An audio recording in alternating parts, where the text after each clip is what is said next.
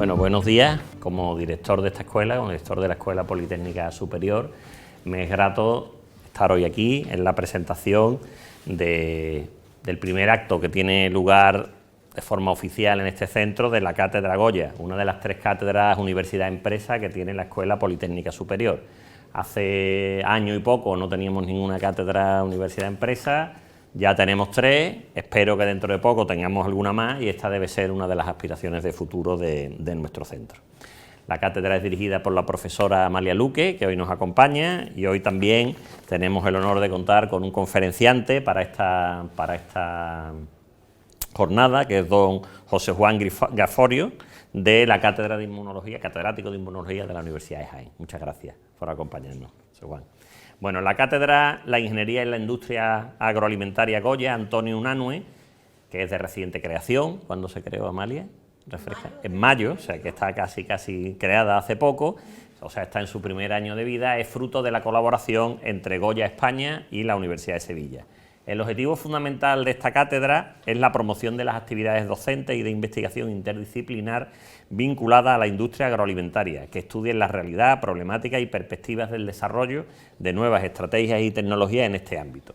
Igualmente, tiene como objetivo fomentar en los jóvenes universitarios, aquí tenemos varios, una cultura empresarial a través de la formación de distintos aspectos relativos a la organización, a la cultura y a los valores dentro de la empresa, desde todos los puntos de vista que se estimen relevantes, ocupándose de desarrollar los programas formativos y las tareas de investigación que contribuyan a mejorar la formación de estas materias entre los estudiantes de la Universidad de Sevilla. La cátedra potenciará trabajos académicos solventes relacionados con la industria agroalimentaria, en particular, dado la característica de la empresa, con el sector olivarero. Una de las líneas de interés prioritario de esta cátedra es el industrial, por eso estamos celebrando este ciclo de conferencias sobre proyectos de ingeniería en la industria agroalimentaria. Esta jornada, este ciclo de conferencias se enmarcan en el aula de proyectos de ingeniería en acción, seminario permanente, y hoy inauguramos precisamente esta actividad.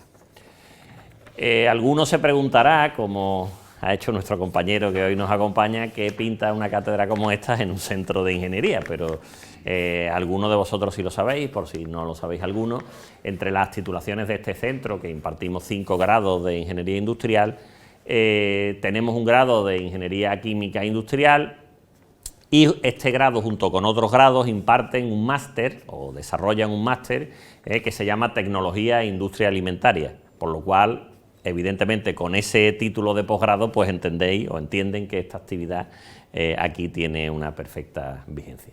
Así que nada, le doy la palabra a la directora de la cátedra. Muchísimas gracias por estar hoy aquí y espero que la conferencia les resulte de mucho interés. Muchas gracias, señor director, muchas gracias a Goya España, que financia esta cátedra, que tenemos aquí hoy al señor Antonio Martín, señora Marta Sánchez. Gracias por acompañarnos en el día de hoy.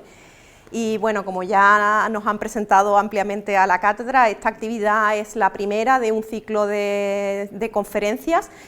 Voy a presentar directamente al ponente, doctor Juan José Gaforio, licenciado en Medicina y Cirugía por la Universidad de Granada, doctor en Medicina y Cirugía por la misma universidad, donde consiguió el premio extraordinario de doctorado, médico especialista vía MIR, que desarrolló su periodo formativo en el Servicio de Análisis Clínicos e Inmunología del Hospital Universitario Virgen de las Nieves de Granada.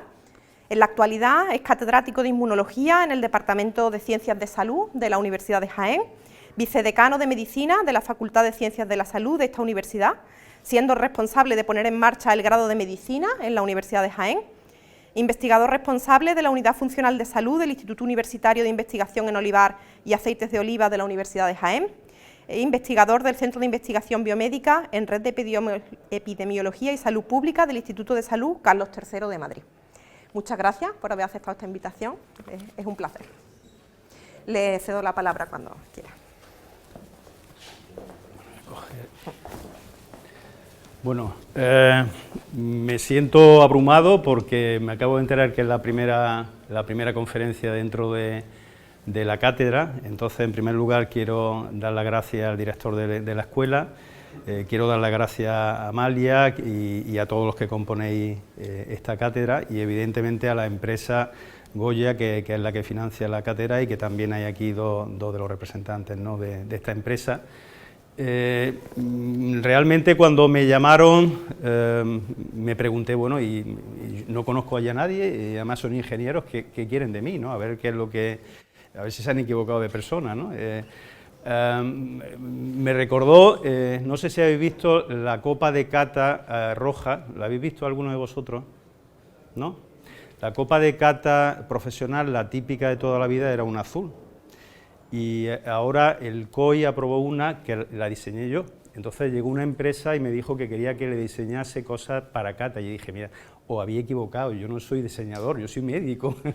Y me dijeron, no, sabemos quién eres y queremos que lo hagas tú. Y al final salió una cosa que a nivel mundial ya se puede catar de forma profesional con la copa, no es roja, es granate, y la azul. Entonces esto no va de partidos políticos, porque alguien puede pensar, de hecho lo pensaron algunos, y es porque si alguna vez lo veis, echar aceite de oliva ahí dentro y veréis cómo parece agua, es decir, el color azul, porque el problema vino en que catadores nos decían que con la copa azul ellos eran capaces de ver el color del aceite, y en la cata profesional no se valora el color, porque se tiende a dar más puntuación a los aceites verdes. Entonces, una catadora muy buena me dijo que ella veía y sabía de qué color era aquello. Dijimos, esto hay que poner en la solución.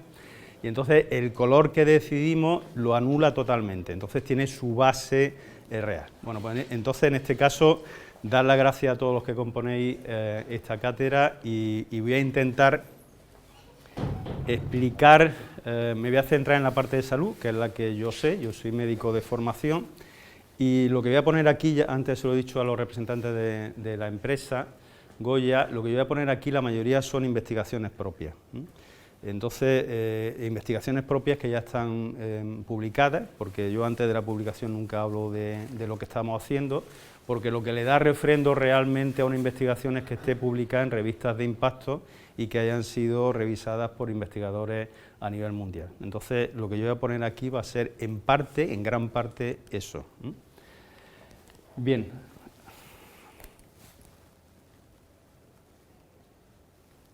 Bueno. Vale, va con retardo. Bueno, me impresionó también el que la cátedra pusiese eso, que especialmente estaba dedicada al sector del olivar, aunque me han dicho que se va a abrir también a otros sectores la cátedra, pero cuando leí esto ya entendí por qué habían contactado conmigo, ¿no? Así que especialmente a Amalia, que fue la persona que se puso en contacto conmigo, muchísimas gracias. Bueno, el tema ya lo habrán podido ver, se titula Repercusión dispar de las grasas comestibles en la prevención de enfermedades, y he escogido 3 tipos de aceite y ahora después, conforme vaya hablando, explicaré por qué estos 3 tipos de aceite: el aceite de oliva virgen extra, el aceite de girasol y el aceite de coco. Bien, en primer lugar quiero poner una serie de datos que yo creo que es desconocido de todos, pero por fijar la importancia que tiene este sector para Andalucía y para España. Es un pilar fundamental del sistema agroalimentario. Nosotros somos líderes mundiales en superficie, producción y comercio exterior, y también tengo que decir, aunque no está puesto ahí, en calidad. Antes eran los italianos, pero España desde hace un tiempo estamos liderando todos los premios a nivel internacional y tenemos en toda nuestra geografía tenemos unos aceites maravillosos, como nunca se han hecho. Ahora hay unos aceites en cualquier sitio que realmente son extraordinarios. La importancia económica, hay aproximadamente unos 350.000 agricultores que se dedican a este sector, 15.000 empleos en la industria y más de 32 millones de jornales por campaña. Es decir, esto tiene una repercusión económica y sobre todo en Andalucía, de donde yo vengo, que es de Jaén, hay muchos pueblos que la empresa más importante en el pueblo es esta, es lo que está metiendo dinero en esos pueblos y vive en esos pueblos del olivar. Y ahora que estamos hablando tanto de la España vaciada, mantener este tipo de cultivo es absolutamente prioritario, no solamente por mantener en el territorio a la población, sino porque se ofrece un producto que para la salud es único, y eso es lo que quiero demostrar aquí en el poco tiempo que vamos a estar esta mañana aquí viendo este tema. Tiene además, por tanto, una repercusión social, ambiental y territorial. La repercusión ambiental está tomando también un auge extraordinario, es decir, ahora mismo la sostenibilidad en todos los ámbitos, hay que tenerlo muy en consideración, y esto en cualquier cultivo pues tiene que ser también una prioridad, y está demostrado porque hay estudios que es una lucha muy eficiente frente al efecto invernadero. Así que con estos datos yo creo que podemos dejar encuadrado más o menos la repercusión de este sector. El aceite de oliva, y cuando digo aceite de oliva me estoy refiriendo al aceite de oliva, no a categoría, no me estoy hablando ahora mismo de categoría. Tiene una debilidad, y esa debilidad es que es un aceite más caro que cualquier otro aceite. Y ahora mismo que estamos, bueno, ahora mismo no, llevamos ya un tiempo demasiado prolongado de distintas vicisitudes económicas. Hay familias que lo están pasando muy mal y evidentemente si el consumidor se le pone delante 2 aceites o 3 y considera que son iguales, que le ofrecen lo mismo para la salud y para otros aspectos, pues evidentemente va a comprar el más barato. Entonces este es un alimento caro y va a seguir siendo caro, porque la forma de obtener este aceite es distinta a otras.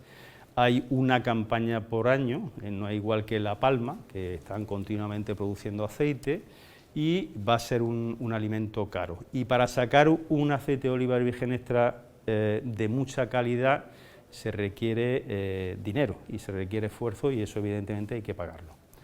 Pero tiene una gran fortaleza, y la gran fortaleza que tiene este alimento es la salud. Esto no lo tiene ningún otro aceite, ninguno. Y esto hay que dejarlo muy claro. Entonces, en esto es, bajo mi punto de vista, lo que hay que basarse en vender este producto. Y es la forma de introducirse en mercados nuevos, porque el aceite de oliva virgen extra hasta hace muy poco solamente estaba en los países de la vertiente de la ribera mediterránea, se ha ido introduciendo en países de la órbita anglosajona, ha costado trabajo, pero la forma en la que se ha introducido ahí es a través de la salud. Es decir, las personas que tienen cultura, que leen, que se preocupan por su salud, apuestan por alimentos saludables. Entonces, este es uno de esos alimentos y es la forma de penetrar en países donde normalmente no se consumía. Entonces, ahora mismo, el año pasado estuvimos dando un curso online, bueno, era todavía cuando estábamos al final del problema este del COVID, y hicimos un curso online para japoneses, es decir, en Japón también hay unas expectativas con el aceite de oliva virgen extra que es extraordinario, y te sorprende el conocimiento que tienen, ahí no los puedes engañar, tú te crees, tú los ves con los ojillos allí achinadillos y dices, esto lo engaño yo como un chino, que va, tienes que tener un cuidado tremendo porque saben una barbaridad, muchísimo. Entonces, en esto, bajo mi punto de vista, es lo que hay que basarse si queremos introducir este alimento en nuevos mercados y consolidarlo en los mercados donde estamos, porque eso es prioritario, es decir, no es solamente meter tu producto en un país, en un territorio, sino que te tienes que mantener, y si vale más caro que el resto, tú le tienes que dar al consumidor argumentos para que siga comprando tu producto. Bien, ¿qué amenazas tenemos? Pues podemos decir muchas, pero para mí la fundamental es esta, la amenaza fundamental es que se ha generalizado esta idea, incluso entre el sector médico, yo soy médico de formación y por tanto puedo hablar desde dentro, pues se ha generalizado el que todas las grasas son malas, absolutamente todas, y todas se meten en el mismo cajón. Y si todas son malas, pues hay que evitar que las personas coman este tipo de alimentos. ¿Por qué? Bueno, pues porque ahora después lo explicaré, pero fundamentalmente lo que tenemos en nuestros países occidentales y en proceso de desarrollo es que hay un problema de sobrepeso y obesidad que es muy, muy importante, muchísimo. Entonces, todas las autoridades sanitarias pues intentan luchar frente a eso, pero bajo mi punto de vista, en muchas ocasiones el tiro lo pegan en otra dirección. Y voy a poner un ejemplo en este sentido. Conocerán seguro el etiquetado este de Nutri-Score. ¿Hay alguien que no lo conozca de los que están aquí? Bueno, supongo yo que vosotros que estáis en el máster y eso lo conocéis todo. No sé cuál es vuestra visión, yo voy a exponer aquí la mía y voy a decir, lo voy a argumentar. El aceite de oliva empezó siendo, en este etiquetado, empezó siendo una D, es decir, el A sería el alimento más saludable y la E, la letra E con ese color rojo, sería la menos saludable. Bueno, pues empezó siendo el aceite de oliva, le pusieron la letra D y ahora va por la letra B. Esto ya empieza a chirriar, porque dice, vamos a ver, si tú me sacas una cosa y hoy es negro y mañana es blanco, ¿qué seriedad tiene esto? No lo entiendo. Pero vamos a profundizar un poco más en esto. Este señor es Serge Herberg, es el padre de Nutri-Score, y lo que dice, es bueno que se vaya a mejorar la nota del aceite de oliva, pero no es legítimo que se ponga la letra A, porque como la colza son 100% grasas. Declara F, el creador del etiquetado, que se llama Serge Herberg. Bien, este señor es científico, pero un científico, yo también soy científico, que no tiene ni idea de lo que está hablando, porque no sabe ni lo que es el aceite de oliva virgen extra. No es 100% grasa. No es 100% grasa, hay algo más, que es lo que precisamente le da ese factor saludable y lo que lo diferencia del resto de grasas, que ninguna otra grasa tiene eso. Y además eso, que ahora lo pongo con esa denominación, eso tiene su importancia en la parte hedonista de este alimento. Es decir, este alimento huele, sabe. ¿A qué sabe el aceite de girasol? ¿Qué color tiene?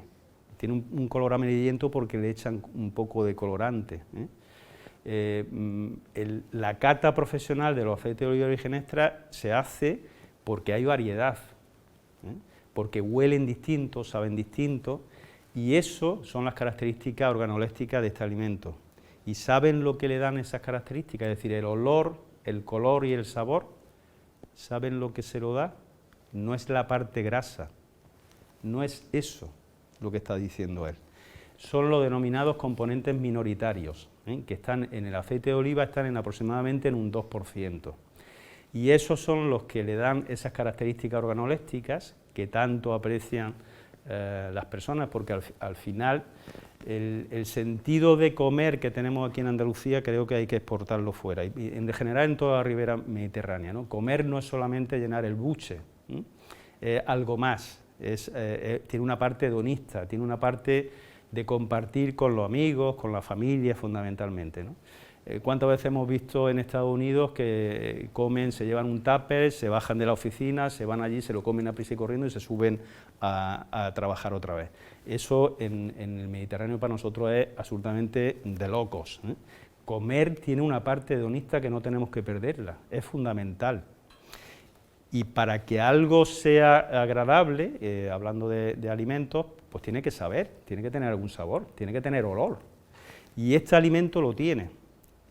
Yo pongo un ejemplo, yo recuerdo de pequeño, recuerdo el olor a los melocotones, el sabor de los melocotones de mi niñez, cómo sabían los tomates, la variedad de peras, de manzanas que había. Ahora todo es igual. Tenemos las mismas manzanas todo el año, no saben a nada. Los melocotones, aquellos de mi infancia, ¿dónde están? Esos melocotones que olían, que era una maravilla. Yo hablé con una empresa hace ya tiempo, Puleva, cuando Puleva estaba en Granada, y ellos me decían que gastaban, el máximo dinero que pagaban en la empresa era en quitarle el sabor a la leche. En mi pueblo iba el lechero por las casas y salía tu madre allí, le echaba la leche y después la cocía, ¿no? Aquello tenía un sabor. Ahora, ¿qué sabe la leche? Si tapáis los ojos, no sabéis si estáis tomando agua o qué narices es aquello. Es decir, estamos perdiendo la parte hedonista de la comida. No hay los olores, no hay sabores de los que hemos vivido en nuestra infancia. Y afortunadamente este alimento lo tenemos. Esto se ha mantenido. Es más, se ha promocionado, porque ahora se están haciendo los mejores aceites de toda la historia. Con lo cual tenemos un alimento que va en contra de la dinámica por donde va la sociedad, pero a favor de lo que es el futuro, y eso estoy absolutamente convencido. La gente va a pagar por calidad, la gente paga ya por calidad, y eso, como estamos hablando de un alimento más caro, eso es lo que la gente está demandando. Hablaba anteriormente que en la época esta de restricciones, a mí me decía un vendedor de coches allí en Jaén, que donde no había ningún tipo de problema era en la venta de coches de muy alta gama. Es más, decía que habían aumentado la venta. Es decir, las cosas de calidad tienen un mercado muy estable, que si acaso va a más, pero no a menos. Entonces tenemos aquí un alimento estrella en ese sentido, es un alimento de calidad y es un alimento que por el costo que tiene va a ser más caro que el otro, pero es que hay mucha gente que está dispuesta a poner encima de la mesa algo más de dinero. Cuando estamos hablando de que es caro, a ver, para mí caro es un Ferrari, yo no me lo puedo permitir, desgraciadamente, en las universidades nos pagan muy mal y no podemos, entonces nos apañamos con un utilitario normalito y corriente, pero cuando se dice que el aceite de oliva virgen extra es caro, ¿cuánto vale un litro de aceite de oliva virgen extra bueno? Ponedle un precio, un litro. ¿Cuánto le ponen? En un mes una persona consume unos 700 mililitros de aceite de oliva. Es decir, ¿de qué estamos hablando? Por persona y mes estamos hablando de 5 euros, de 4 euros, eso es caro. ¿Cuánto vale un cubata? Es decir, ¿de qué estamos hablando? Porque cuando hay por ahí cosas que se van diciendo, repitiendo, ya no te paras a pensar realmente, porque claro, si tú consumieses 2.000 litros de aceite de oliva al mes, pues sería un problema. Pero si por persona, normalmente aquí en Andalucía, que consumimos este alimento, consumes por persona unos 750 mililitros, pues estás hablando de que por persona son 5 euros, 6 euros si lo queremos poner caro. Realmente estamos diciendo estupideces, estamos diciendo tonterías. Fíjense lo que dice aquí, esto dice: leo mucho la prensa española que el sector del aceite de oliva quiere la clase A. Me pregunto, ¿es el sector económico el que decide cómo clasificar un producto o son los científicos? Mañana Coca-Cola dirá que quiere un A o un B y la Nutella del grupo Ferrero que quiere una mejor evaluación, finaliza. Bien, se arroga este señor el que él es la cabeza de los científicos. Repito, yo soy científico y estoy absolutamente en contra de esto, absolutamente en contra. Por tanto, no es que no generalice, porque hay muchos científicos que estamos en contra de todo esto, y además lo demostramos, no es porque sea un producto, que sea de nuestro territorio. Mire, yo recuerdo todavía, yo estaba estudiando sexto de medicina y el catedrático de medicina preventiva en aquel momento dijo un día que el aceite de oliva era malo para la salud. Yo no sé por qué, había estado leyendo un artículo que ya se empezaba a decir que tenía propiedades muy buenas. Yo levanté la mano y le dije: señor catedrático, mire, acabo de leer un artículo que es este, y contradice lo que usted está diciendo. Entonces su respuesta fue: ¿usted de dónde es? Pues mire usted, yo soy de un pueblo de Jaén. Dice: claro, su familia tendrá olivos y por eso usted está defendiendo el aceite de oliva. Y yo pensaba para mí, mi padre no tiene ni una maceta, yo no sé de qué están hablando, ¿no? Entonces, este señor se está arrogando él la voz de todos los científicos y no es cierto, por lo que voy a demostrar ahora después. Y además esto de que en base a la ciencia, porque lo dice algún científico, esto es verdad, hay que tener mucho cuidado con esto, porque en todos sitios hay gente sensata y en todos sitios pues hay gente que no es tan sensata. Y voy a poner algún ejemplo que ha pasado a lo largo de la historia para que puedan entender lo que quiero decir con esto de, es que como esto es científico, pues esto es la verdad absoluta. El científico que vale es el que pone, el que es crítico siempre, y el que critica en positivo se pregunta: oye, ¿esto es verdad? Si hay alguien que opina lo contrario, me voy a sentar a ver cuáles son sus argumentos y entonces puedo llegar a un acuerdo, a un entendimiento. Voy a poner algún ejemplo en este sentido. Bueno, esto simplemente, el Chocapic le dan la letra A. Esto es un alimento ultraprocesado, y hay otro algoritmo por ahí, y además muchos artículos ya que dicen que los alimentos ultraprocesados están directamente relacionados con la aparición de enfermedades crónicas, entre ellas algunos tipos de cáncer.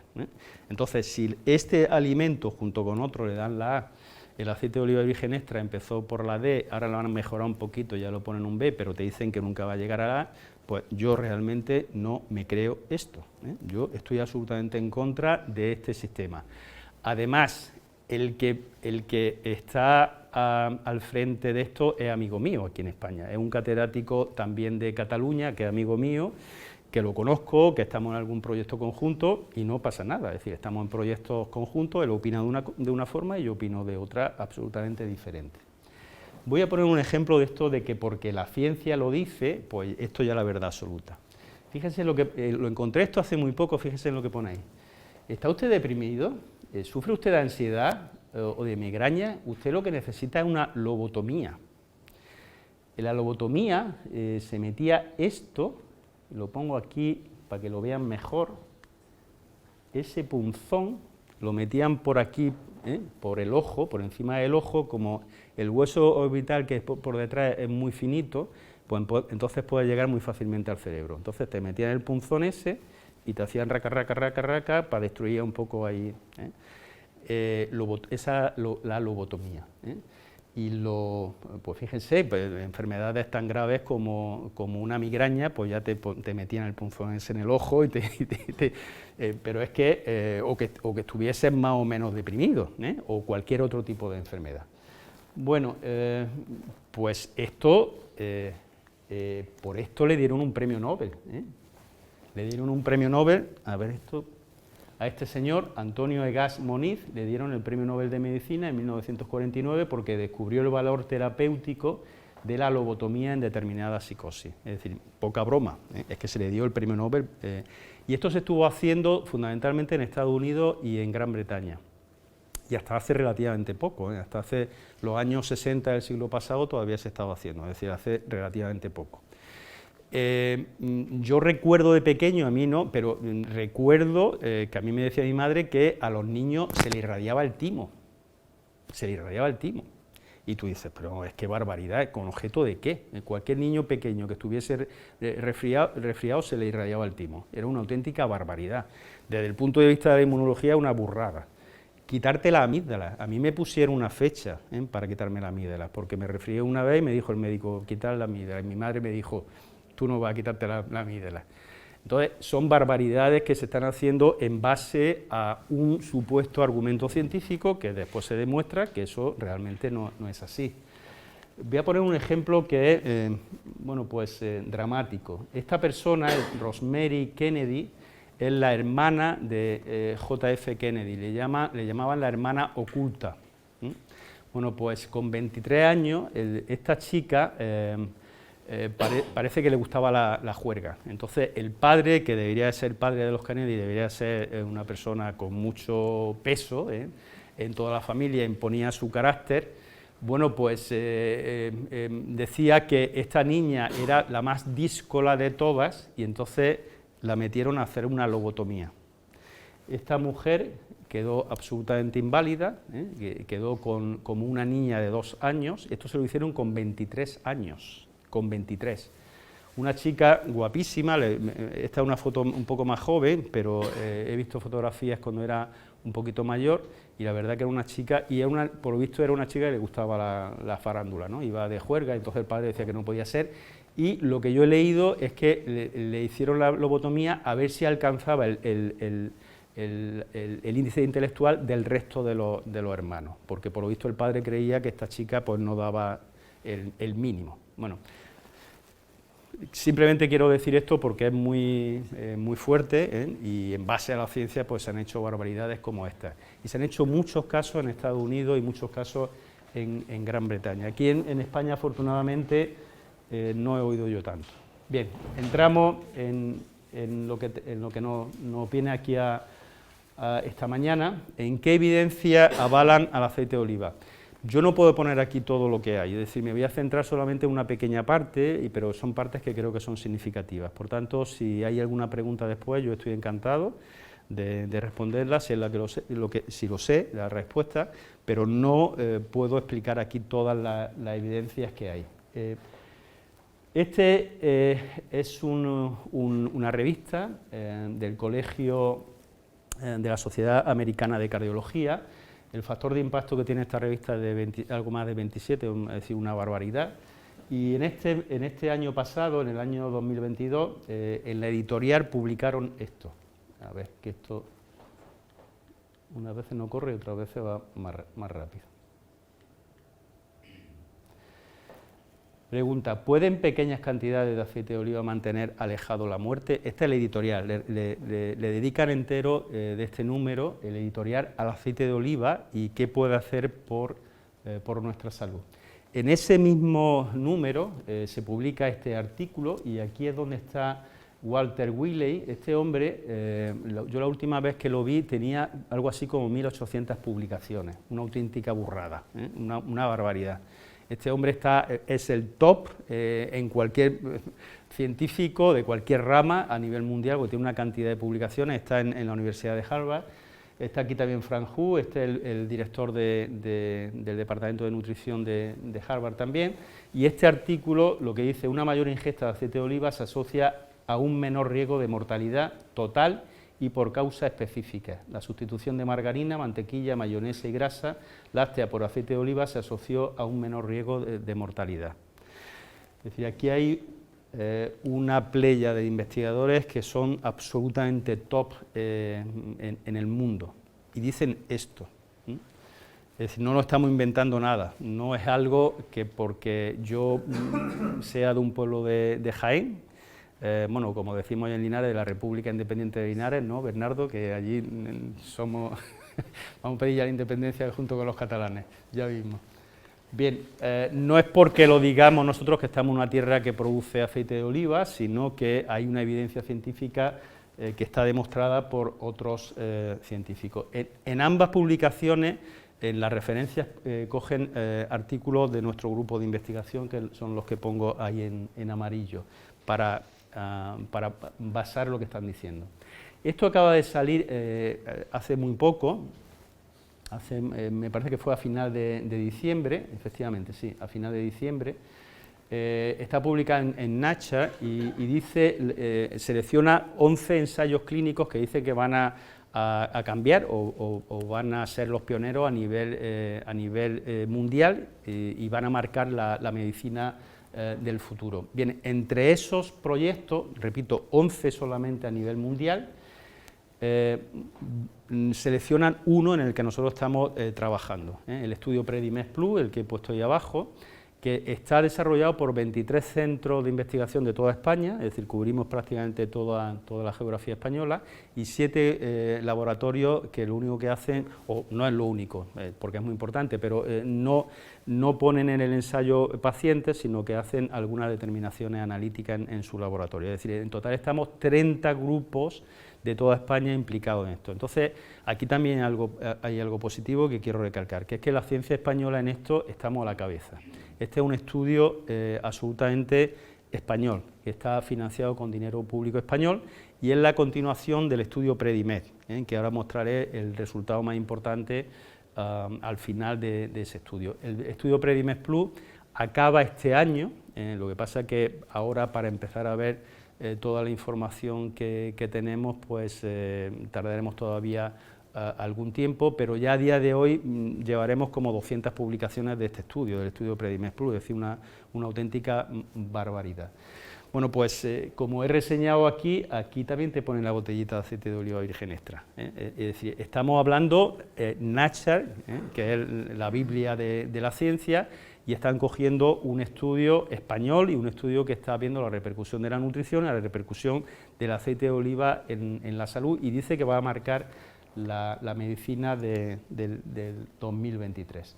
Bien, tengo que decir en este caso que, porque esto siempre hay que agradecerlo, que la Diputación de Jaén nos ayuda, porque nos ayuda en financiar el contrato de la nutricionista del nodo de Jaén, y esto siempre hay que dar las gracias porque con lo que nos dan, las ayudas que nos dan a nivel estatal o autonómico, muchos de ellos no te dan para personal y tenemos que buscarnos la vida por donde sea. Así que yo quiero agradecer aquí a la Diputación de Jaén porque desde el principio nos están ayudando para poder contratar a la nutricionista. Tenemos contratado en Jaén solo una nutricionista y una enfermera que son las que están continuamente con los enfermos, llevándole el día a día. Tienen reuniones con ellos, hacen la extracción de sangre, la intervención de cualquier tipo.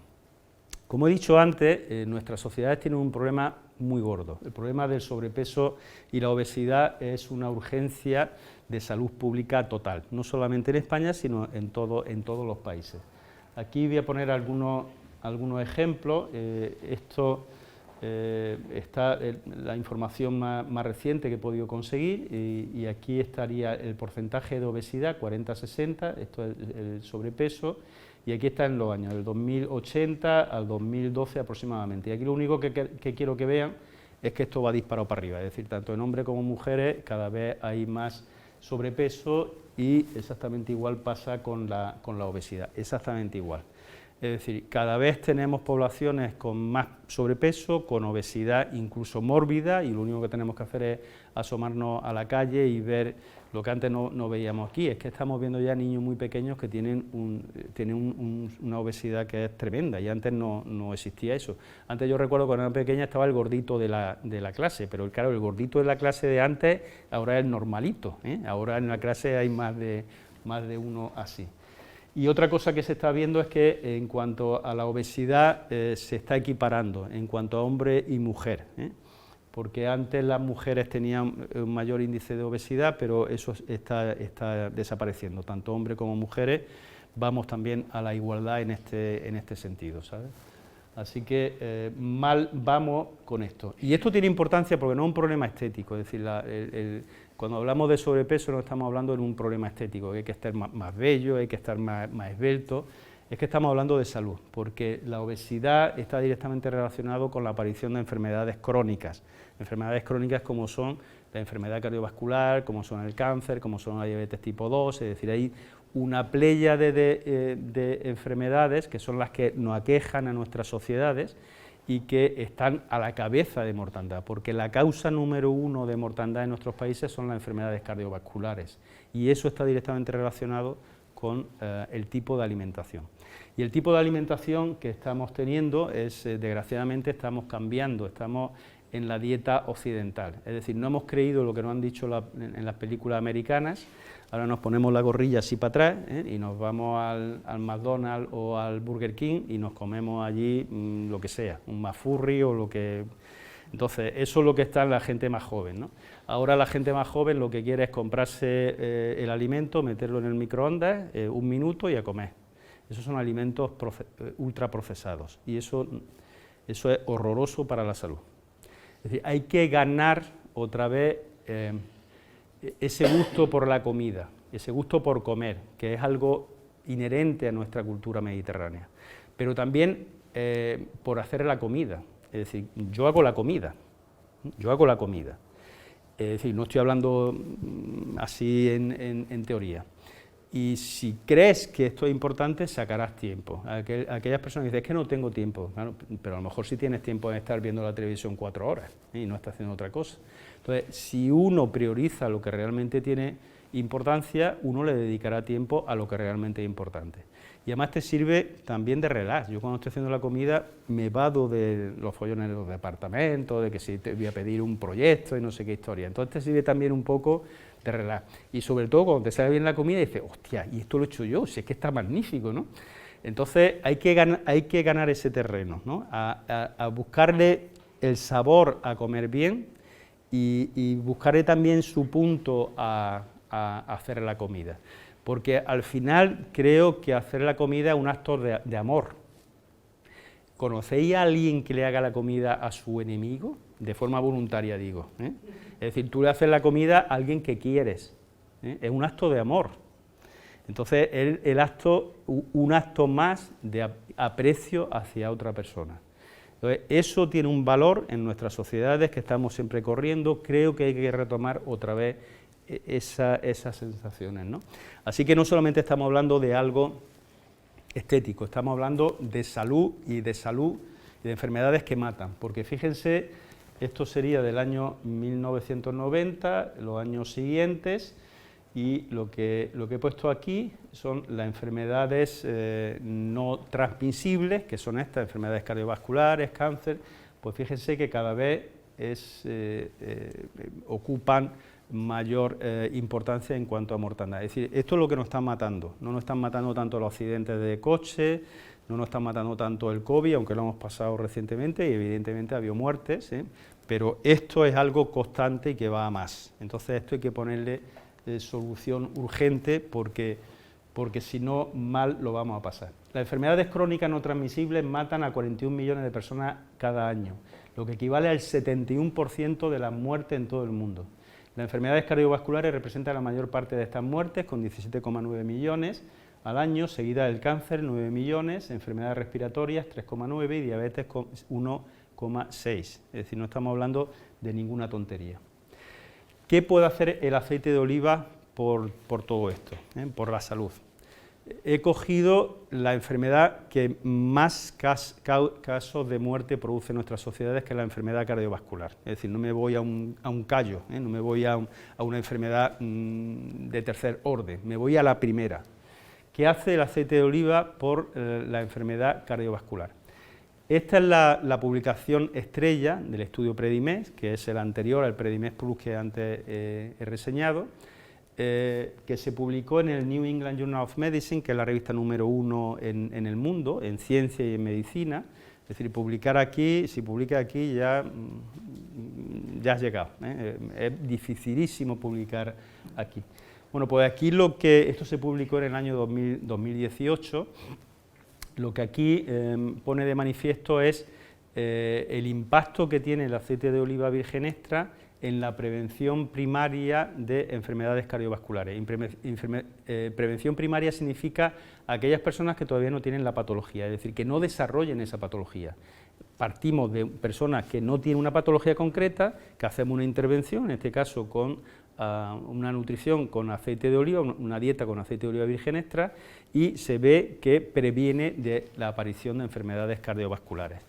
Pero además los resultados son bastante sorprendentes, porque lo que dice es que esta dieta mediterránea sin restricción calórica, aquí no se le daba a los pacientes, no se les restringía las calorías que tomaban, se les dice lo que tienen que comer, una dieta mediterránea con aceite de oliva virgen extra que se les regala. Nosotros le regalamos el aceite a los pacientes para asegurarnos que se lo comen, porque si no, puede decir, bueno, es que es caro y a lo mejor no se lo compran. Después también hacemos algún análisis de laboratorio para ver si nos engaña, es decir, que no nos fiamos solamente de lo que nos dicen. Después en orina se ven unos metabolitos que sabemos si se están tomando o no. Bueno, pues esto produce una disminución de infarto de miocardio, de infarto cerebral y de muerte por cualquier causa cardiovascular del 30%. Eso no lo consigue ningún medicamento. Y eso lo hace el aceite de oliva virgen extra. El 30% de disminución de infarto de miocardio, infarto cerebral o ictus y muerte por cualquier causa cardiovascular.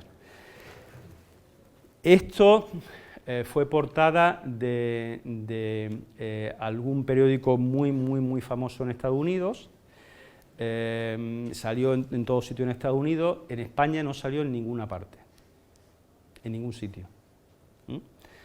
En ningún sitio. Esto está hecho con dinero público español por científicos españoles. No salió en ninguna parte. Aquí lo que sale es el torero, la folclórica y aquel que se ha ido con uno, con otro o con no sé qué historia. Es decir, bueno, pues parte de esto que estamos diciendo, que por qué no llega al consumidor toda esta información, es porque tenemos unos medios de comunicación que están en otra cosa.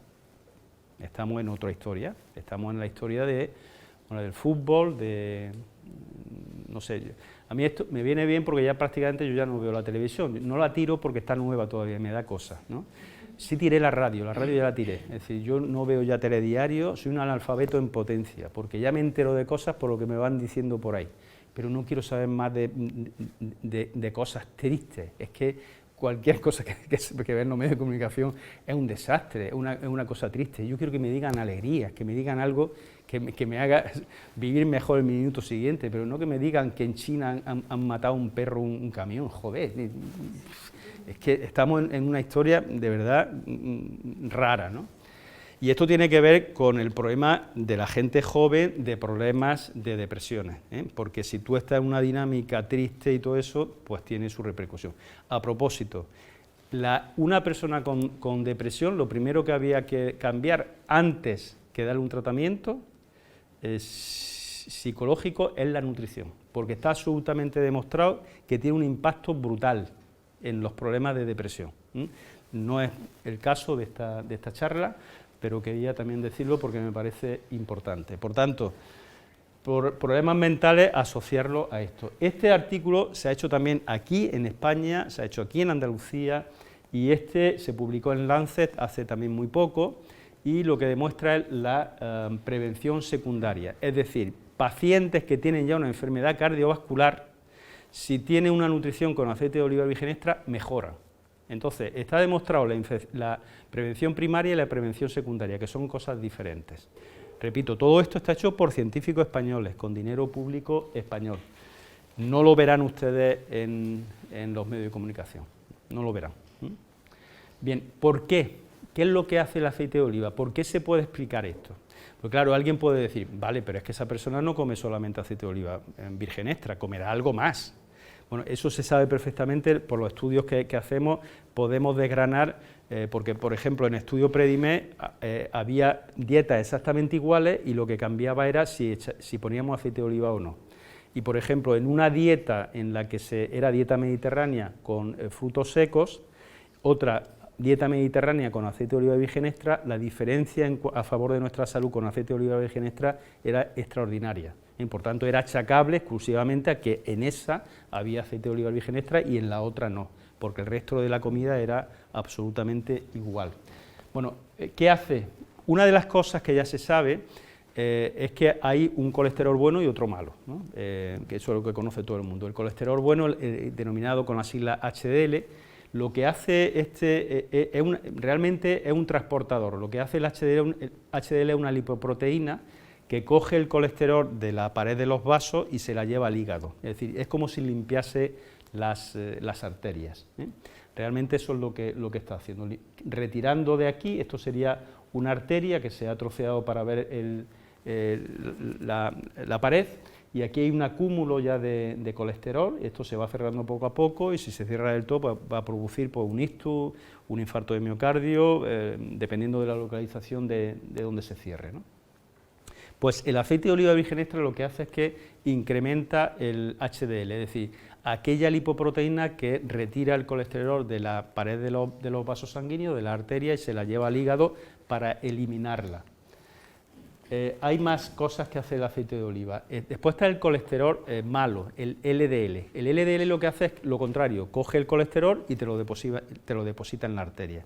Bueno, pues el aceite de oliva virgen extra, dependiendo de los estudios, te dicen algunos que o lo deja igual o lo disminuye, dependiendo de lo que antes hubiese estado comiendo ese individuo. Lo que se sabe claramente es que si hay una persona que consume mucha grasa con ácidos grasos saturados, si cambia a aceite de oliva virgen extra, el LDL le va a bajar, ¿eh? Entonces depende. Lo que está más claro es lo del HDL. Y otra parte muy importante, porque así como el que esté el LDL o colesterol malo alto es importante, lo más importante es la oxidación del LDL. Es decir, la oxidación de la LDL es básico para que se produzca la aterosclerosis. Y el aceite de oliva virgen extra lo que hace es que inhibe la oxidación del LDL. Por tanto, lo que está es previniendo la aterosclerosis, y si está previniendo la aterosclerosis, lo que estamos es en la prevención de enfermedades cardiovasculares. Entonces, este es uno de los efectos importantes de este alimento. Hay más, pero este es uno de los importantes. ¿Y quién lo produce? Bueno, pues lo producen los componentes minoritarios, lo producen los componentes fenólicos, que son los que he dicho anteriormente, que le dan el color, el sabor y el olor a este alimento.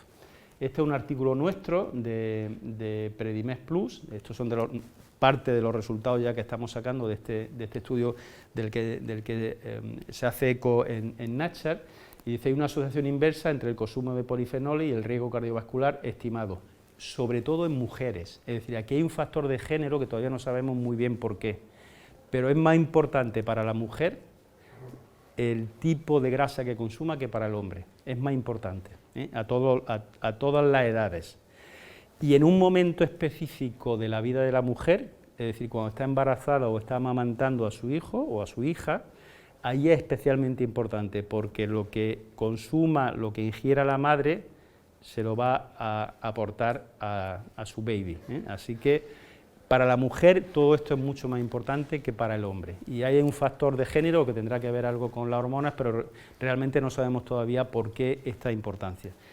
Por tanto, si son los compuestos fenólicos, aquí estamos hablando de algo que tienen algunas grasas y que no tienen otras. Por ejemplo, el aceite de girasol no lo tiene, el aceite de coco no lo tiene, el aceite de canola no lo tiene, el aceite de oliva refinado tampoco lo tiene.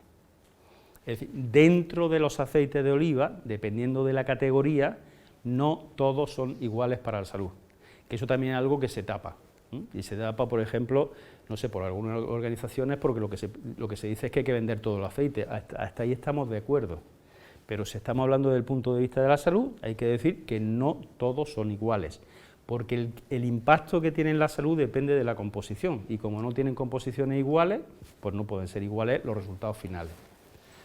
Bien, este es un artículo en el que claramente dice que son los polifenoles de los aceites de oliva virgen extra los que hacen que aumente el HDL, ¿eh? Así que ahí pongo algunos artículos, hay muchos más, pero algunos que son referencias. Este también es un artículo nuestro de Predimes Plus. Las conclusiones dice, entre participantes con alto riesgo cardiovascular, la mejor adhesión a la dieta mediterránea se asoció a mejores perfiles lipídicos y medida de adiposidad. Entre las mujeres se mostró asociación inversa significativas con la agregación de factores de riesgo cardiovascular. Por eso digo que aquí hay algo que tiene que ver con el género, tendrá que ver con las hormonas, pero no sabemos todavía qué es lo que hay detrás, pero que es más importante para la mujer que para el hombre esto, ¿no? Bien, este otro artículo también nuestro, en el que demostramos que el consumo de aceite de oliva virgen extra, también son resultados de Predimes Plus, protege frente a la enfermedad arterial periférica. ¿Qué es la enfermedad arterial periférica? Bueno, pues seguro que conocerán a alguien, algún amigo o alguien de la familia que dice que se ponen a andar y le duelen las piernas y se tienen que parar. Seguro que conocen a alguien. Bueno, eso es la enfermedad arterial periférica, es la consecuencia, es la sintomatología. Es decir, ya hay una mala irrigación, de la arteria, ya están tocadas, ya hay arteriosclerosis y se tienen que parar, porque no irriga bien, entonces se paran un poquito, los ves que se apoyan en algo y después siguen andando, se paran otro poquito. Bueno, pues en este artículo demostramos que el aceite de oliva virgen extra favorece la salud arterial, va en contra de que aparezca la enfermedad arterial periférica, y lo más interesante es que depende de la categoría. Es decir, el que más protege el aceite de oliva virgen extra, después el virgen, después el aceite de oliva y por último el aceite de orujo. Que tengo que decir que con este artículo lo tengo aquí, la publicación, se publicó en aterosclerosis, nosotros fuimos los que lo encabezamos esto, del estudio Predimes Plus, y es la primera vez que a mí me han mandado, no sé si se llama hater o no sé qué, esto por Twitter, y me amenazaban y todo. En fin, es una cosa espectacular, pero me ha pasado, ¿eh? Porque a alguien le tuve que pisar algún callo, porque lo que decíamos es que el aceite de orujo a nosotros nos salía que era perjudicial. Eso es lo que nos salía. Y bueno, me mandaban cartas, me amenazaban por no sé cuántos sitios, en fin, y yo le dije que lo único que tienen que hacer es que hagan ellos estudios, que lo publiquen y ya está, y no, esos son nuestros resultados. ¿Significa eso que el aceite de orujo es malo? Yo creo que no, creo que no. Yo creo que es que las personas que consumen mucho o que compran mucho aceite de orujo tienen una cultura culinaria peculiar, por ejemplo, hacen muchos fritos, y hacer muchos fritos, y sobre todo en no buenas condiciones, pues puede traer mala salud. Entonces, no lo puedo asegurar, pero creo que podría ir las cosas. Podía haber otras cosas, pero esos son los resultados que a nosotros nos salían. Lo que a mí me interesa, entonces, no es desprestigiar a nadie, lo que queríamos decir con esto es que la calidad importa para la salud, la calidad importa.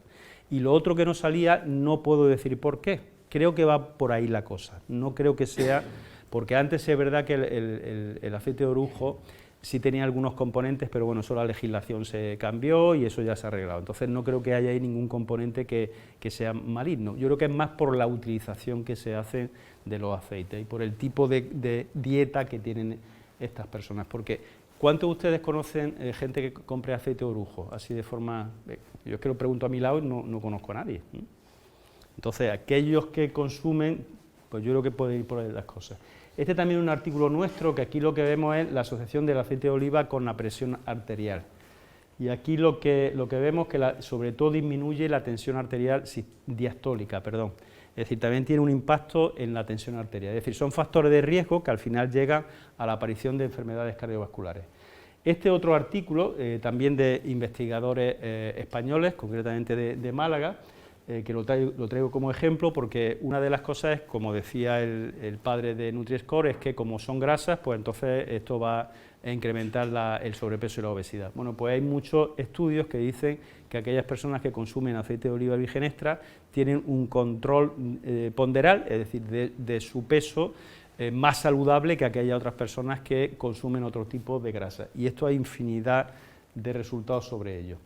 Este es, por ejemplo, otro estudio de Predimed, del primero, que estudia la incidencia en el sobrepeso. Y dice, en sus conclusiones, una intervención a largo plazo con una dieta mediterránea, sin restricciones de calorías y alta en aceite de oliva virgen extra, porque es el que se utilizó aquí, se asoció con ninguna diferencia significativa en el peso corporal y con menor aumento de la adiposidad central en comparación con una dieta control. Estos resultados respaldan el consejo de no restringir la ingesta de grasas saludables para mantener el peso corporal. Es decir, si vamos a los pueblos de nuestra Andalucía, los pueblos estos que están perdidos, y nos vamos el día este que hace solecito y que están allí los abuelitos en el sol en la plaza del pueblo, fíjense ustedes que ninguno está obeso, y estos no restringían la cantidad de aceite de oliva que tomaba. Así que el problema no está en el aceite de oliva, está en otras cosas. Está en los alimentos procesados y ultraprocesados, que nos lo están metiendo por todos sitios para llegar a la casa, meterlo en el microondas un minutito y ya lo tenemos todo hecho y podemos comer inmediatamente. Bien, este otro estudio también nuestro, que es un metaanálisis, que vemos lo que está publicado hasta el momento en todo el mundo, todos los estudios que hay que relaciona el peso corporal con el aceite de oliva, y las conclusiones de este metaanálisis es que una dieta enriquecida con... Vaya por a ver. Un aceite de oliva... A ver ahora...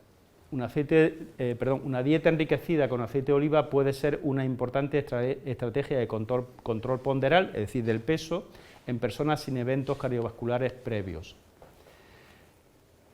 Otras grasas comestibles. Y aquí ya nos metemos con lo que os he dicho al principio, que es compararlo con otro tipo de grasas, porque creo que es importante. Es decir, no solamente hay que demostrar qué hace este producto, sino compararlo con otro tipo de grasas. Lo que voy a decir a partir de ahora es investigaciones también propias de nuestro grupo de investigación y que ya están publicadas. Al final pondré la publicación. Bien, con lo que he dicho ahora mismo y lo que más o menos todo el mundo tiene en la cabeza, podemos ya dar por hecho que el aceite de oliva virgen extra es saludable. Pero la pregunta es, bueno, ¿y otras grasas? Por ejemplo, el aceite de girasol y el aceite de coco, ¿son saludables o no son saludables? ¿Por qué cojo estos tres? Bueno, pues porque tienen una composición de ácido graso diferente. El aceite de oliva es ácido graso monoinsaturado, la mayoría. El aceite de girasol son ácidos grasos poliinsaturados omega 6, la mayoría, y el aceite de coco, aun siendo de origen vegetal, pero la mayoría en su composición es ácidos grasos saturados. Entonces tenemos toda la parrilla. Entonces lo que queríamos ver es cómo se comportan estos tres tipos de aceites, qué es lo que hacen en nuestra salud.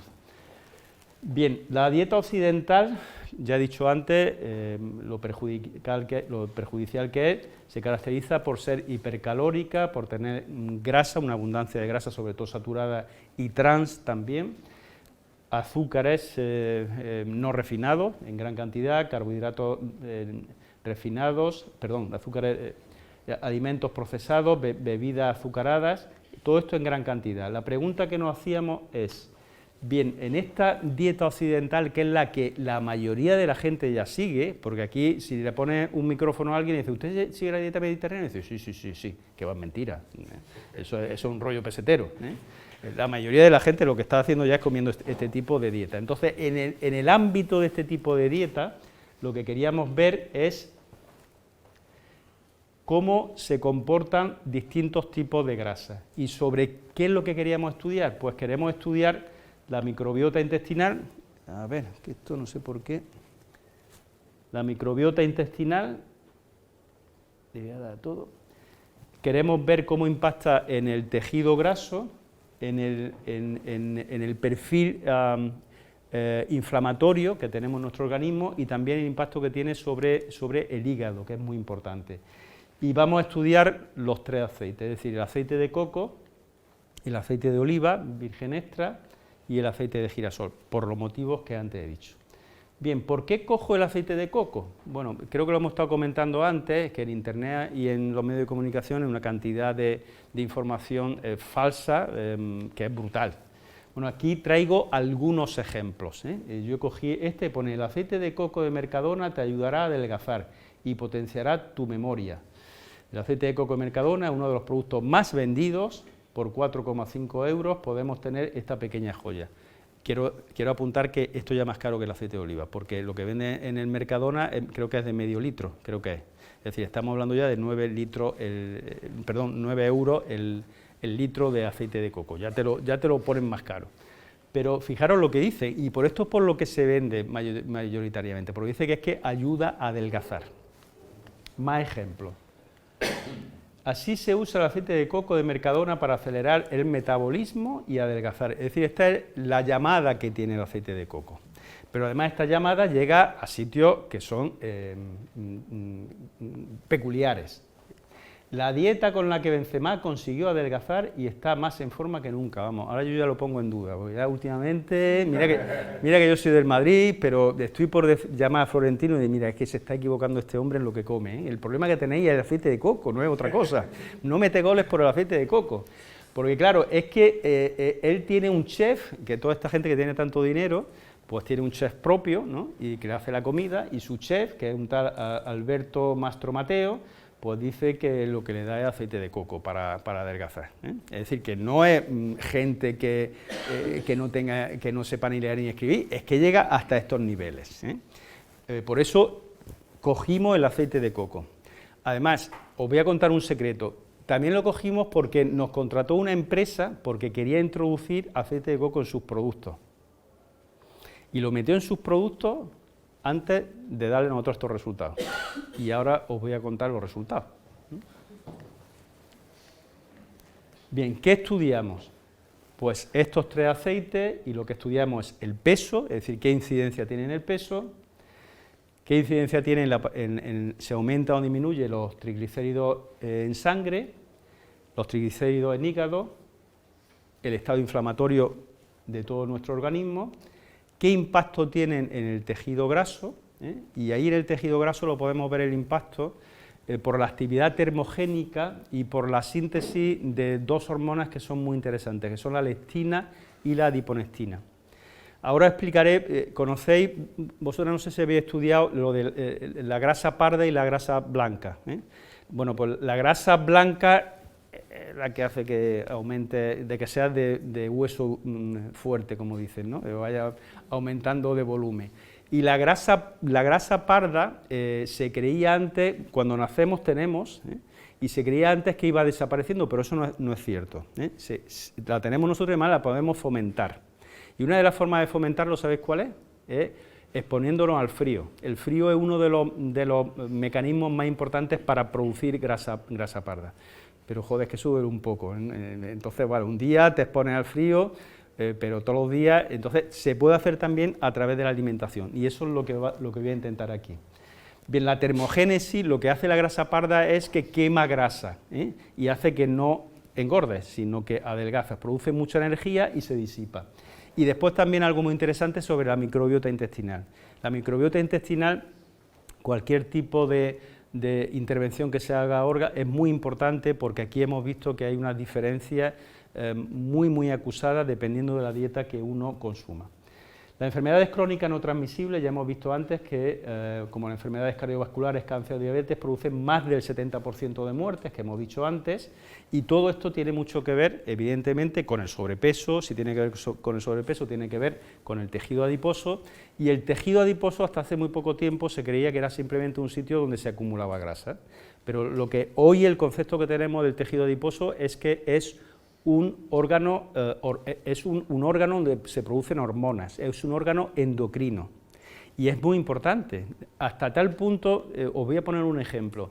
Fijaros, las deportistas de élite, que no tienen prácticamente grasa corporal, no tienen la regla, le desaparece. ¿Por qué? Porque gran parte de las hormonas sexuales en la mujer tienen que ver con el tejido graso. Entonces, no tener tejido graso te altera todo tu metabolismo como mujer. Bueno, hasta ahí, fijaros, yo creo que ese es un ejemplo muy claro de la importancia que tiene el tejido graso. Así que esto de estar más o menos delgado, pero tener un poquito de grasa es bueno. Esto de lo que llaman el fosfisano, ¿no?, algo de eso, vale, un poquito de grasita siempre viene bien. Así que la actividad endocrina y la actividad inmunomoduladora, es decir, este órgano también tiene mucho que ver con nuestro sistema inmunitario, mucho que ver, porque regula el sistema inmunitario. Bueno, pues todas estas enfermedades que estamos diciendo aquí, la obesidad es el principal factor de riesgo. Vamos a ver qué hace sobre el metabolismo y la inmunidad estos tres tipos de grasa. Bien, el estudio que hicimos está hecho en ratones, porque esto no se puede hacer en humanos, y no se pueden hacer en humanos por lo siguiente.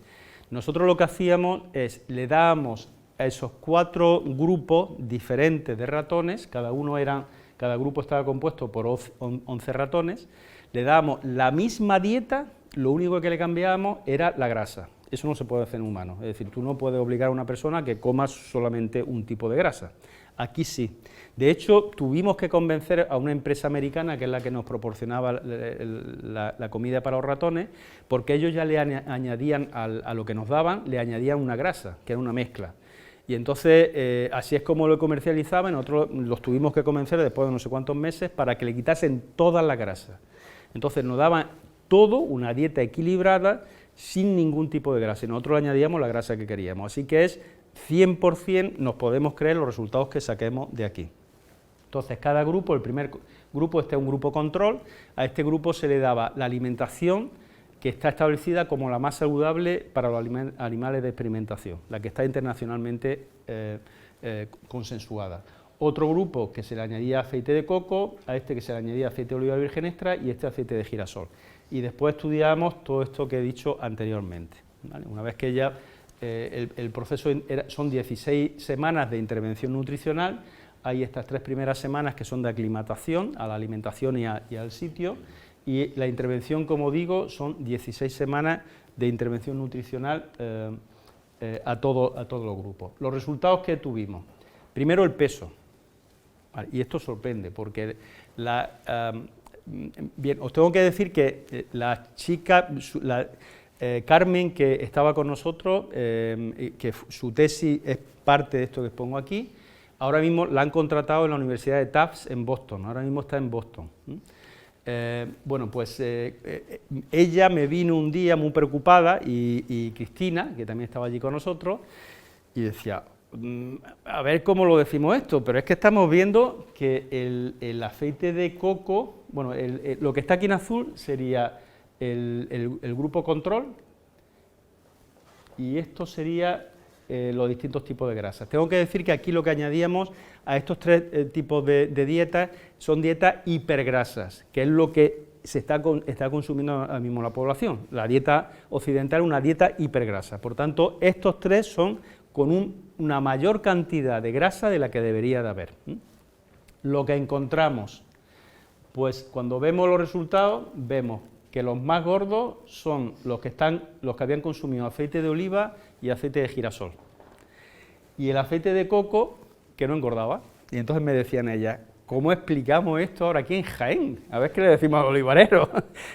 Que el aceite de coco adelgaza, porque todos tenían una dieta muy alta en grasa. Y además, los que más comían eran los de aceite de coco.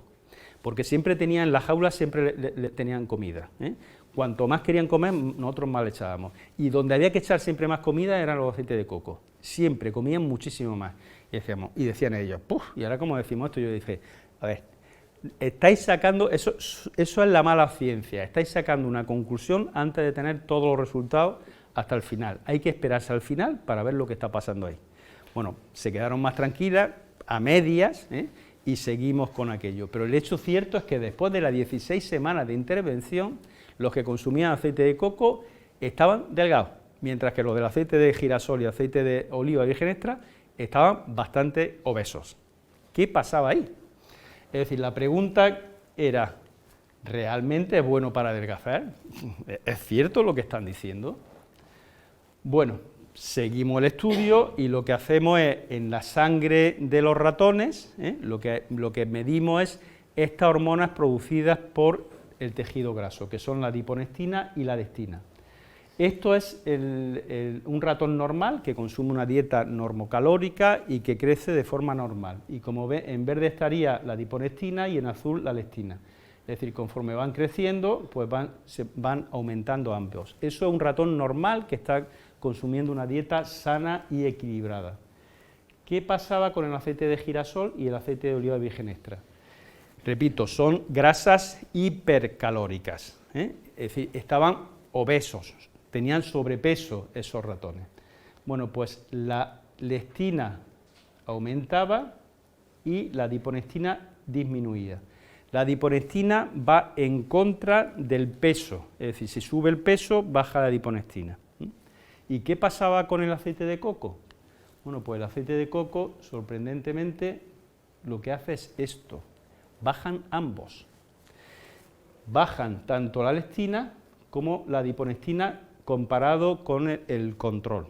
Entonces aquí ya hay algo, si baja y los ratones no suben de peso, se deberían de ser parecidos a esto, a los normales, al control normal. Sin embargo, bajan ambas hormonas, es decir, ese tejido graso está alterado, no sabemos todavía qué en este momento, pero ahí está pasando algo. Bien, seguimos con los resultados, por tanto, quédense con eso, leptina y adiponectina baja. El peso, por tanto, aceite de coco baja, aceite de oliva virgen extra y girasol aumenta. La leptina baja el aceite de coco, sube en los otros dos. Adiponectina baja el coco, baja también en los otros dos. Pero fíjense, el aceite de coco, que todo eso está para abajo, peso para abajo, leptina baja, adiponectina baja. ¿Qué importancia tiene esto de la leptina? La leptina es una hormona fundamental, porque regula la sensación de apetito, ¿eh? Y tiene mucho que ver también con el sistema inmunitario, es decir, esa sensación de saciedad, cuando estamos comiendo y dice, hostia, ya me he quedado perfecto, ya no quiero más, ¿eh? Esa sensación de saciedad está regulada, y está regulada fundamentalmente por esta hormona, por la leptina. A colación de esto, si han ido alguna vez, que seguro que habrán ido, no me engañe, al McDonald's, si se fijan, sobre todo en gente joven que está muy habituado a comer, se darán cuenta que no comen de gluten, no tienen fin, estarían todo el día comiendo. Esto lo tienen alterado, y ahora voy a explicar por qué este circuito lo tienen alterado. Bien, pues eso se regula en el hipotálamo. Esta sensación de saciedad se regula aquí, en el cerebro, en el hipotálamo, donde le metían ante el punzón y le hacían así para hacerte la lobotomía, pues ahí se regula eso. ¿Y esto qué importancia tiene? Bueno, pues como he dicho, la leptina se produce fundamentalmente en el tejido graso, va al hipotálamo, interactúa a través de la sangre, llega al hipotálamo, ahí produce la hormona liberadora de la tirotropina, que va a la glándula pituitaria, que produce la hormona estimulante del tiroides, y en el tiroides producen las hormonas tiroideas. Bien, esto, como saben ustedes, las hormonas tiroideas lo que hacen es que aumentan el metabolismo y el gasto energético. Y además, como he dicho antes, ahí se regula en el hipotálamo esa sensación de saciedad, el que si uno tiene más apetito, si quiere seguir consumiendo comida o no. Pero además, la leptina, como he dicho anteriormente, tiene también mucho que ver con la regulación del sistema inmunitario. Por tanto, es una pieza clave. El que se sintetice de forma correcta esta hormona por parte del tejido adiposo es clave para todo esto. a nivel de la ingesta, de qué cantidad consumimos de comida y a nivel de que nuestro sistema inmunitario cómo se afecta. A colación de esto, no este tema, pero también tiene que ver, el COVID también tiene que ver con la nutrición. No el que tú tengas COVID, sino la repercusión, la gravedad, pero lo dejo ahí. Bien, por tanto, leptina produce la sensación de saciedad cuando llega a nuestro cerebro. ¿Qué pasa cuando consumimos la típica dieta mediterránea, la dieta occidental? La dieta occidental, que es muy rica en grasas, sobre todo saturadas, y grasas trans. Bueno, pues este tipo de grasas lo que produce es lo siguiente. Produce una neuroinflamación, es decir, el cerebro se inflama igual que se inflama una rodilla cuando te caes. Hay un proceso inflamatorio en el cerebro. ¿Y eso qué hace? Pues hace que la leptina, cuando llega al hipotálamo, no responde, porque aquello está inflamado. Entonces todo este circuito se rompe. ¿Y qué es lo que hace? Pues no tiene sensación de saciedad, ¿eh? Sigues consumiendo. Como consumes más comida, más neuroinflamación. Esto tiene que ver, por ejemplo, con la enfermedad del deterioro cognitivo. Es decir, todo esto tiene también que ver con el Alzheimer. ¿Por qué hay ahora tanta cantidad de Alzheimer cuando antes no había? Lo que estamos viendo es que esto tiene mucho que ver con procesos también inflamatorios y oxidativos. Y eso tiene que ver mucho con la alimentación.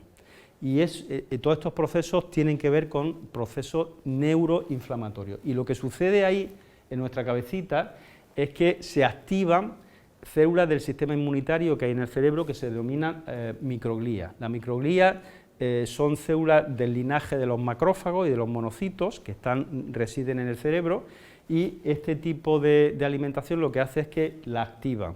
Esa activación de la microglía lo que hace es que al lado de la microglía están las neuronas, pues activan a las neuronas, le afecta también a las neuronas, y las neuronas lo que sucede es que aparece daño neuronal, incluso muerte neuronal. Y con eso lo que estamos consiguiendo es que aumentamos la ingesta de comida, cada vez queremos comer más comida y disminuimos el gasto energético. Al final esto conduce a obesidad. Cuando alguien tiene, por mala alimentación, tiene un problema de sobrepeso y obesidad y se le pone un tratamiento, la respuesta ¿cuál es? La respuesta es siempre negarlo, oponerse a eso. Esto es muy parecido a aquellas personas que toman cocaína o cualquier tipo de droga. Es exactamente lo mismo. No es cuestión de voluntad, es que tienen un problema fisiológico. Le voy a contar una cosa personal, es de mi familia. Yo tengo una sobrina que con 15 años se fue a hacer un curso, un año entero, a Estados Unidos. Cuando vino, estuve viviendo allí una familia americana, y cuando vino tenía 20 kilos más, 20. Y mi hermana, que vive en Madrid, Raquel, me llama un día y dice: José, que tengo un problema porque fíjate, he pillado a Elvira llamando a sus padres americanos diciendo: es que aquí en mi casa mis padres no me dan de comer. Porque mi hermana lo que le ponía era la típica comida española, dieta mediterránea. Yo le decía: mira, no te preocupes, esto va a ser poco a poco porque tiene que ser una desensibilización. Es que tiene que ser poco a poco, esto no va a pasar de un día a otro. Y efectivamente transcurrió una serie de tiempo, perdió todos los kilos y ahora cuando se acuerda de la comida que comía allí, pues echa peste. ¿Por qué? Porque es que hay un problema, no es un problema de voluntad, es un problema físico, es un problema de que hay una alteración física ahí y todo esto hay que eliminarlo. Y además hay otra cosa, que después voy a hablar, la microbiota. ¿Quién hace la lista de la compra en vuestras casas? ¿Quién la hace? Ninguno acertáis, lo está haciendo la microbiota de cada uno de vosotros. No lo hace ni tú, ni tu marido, ni nadie, lo hace la microbiota. Es decir, lo que voy a hablar ahora después son los bichitos que tenemos en el estómago. ¿Y por qué? Pues porque podemos modificarlos y si tú le das lo que quieren, producen sustancias que a ti te produce placer. Y si no le gusta, produce sustancias que te irritan. Entonces, quien está haciendo la lista de la compra es la microbiota, no sois vosotros, estáis engañados. Es decir, hay un problema físico ahí detrás de todo esto.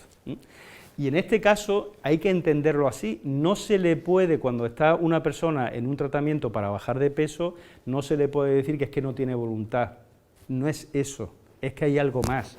Y hay que ser paciente y tiene que entender esa persona que eso es un cambio poco a poco, que tiene su tiempo y que no puedes cambiar la alimentación de un día a otro, es imposible.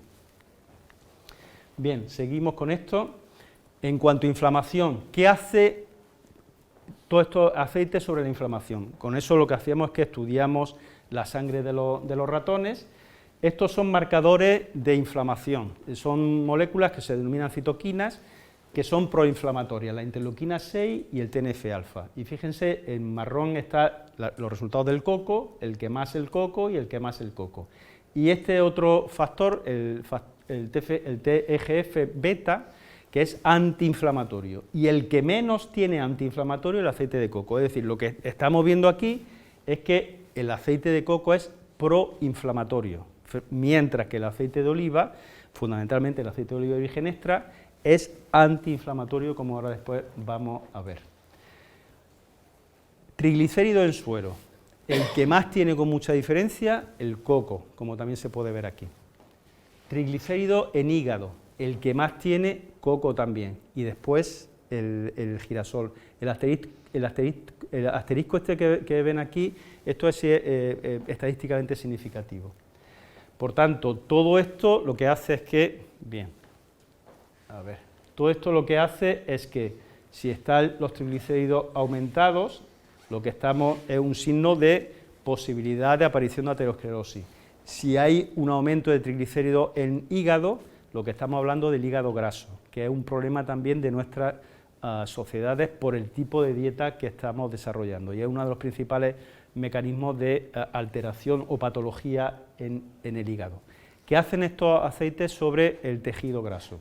Como hemos dicho antes, estaría el tejido adiposo blanco y el tejido adiposo marrón. Tejido adiposo blanco, que es simplemente almacenar grasa, ese no es bueno. El tejido adiposo marrón, ese es bueno.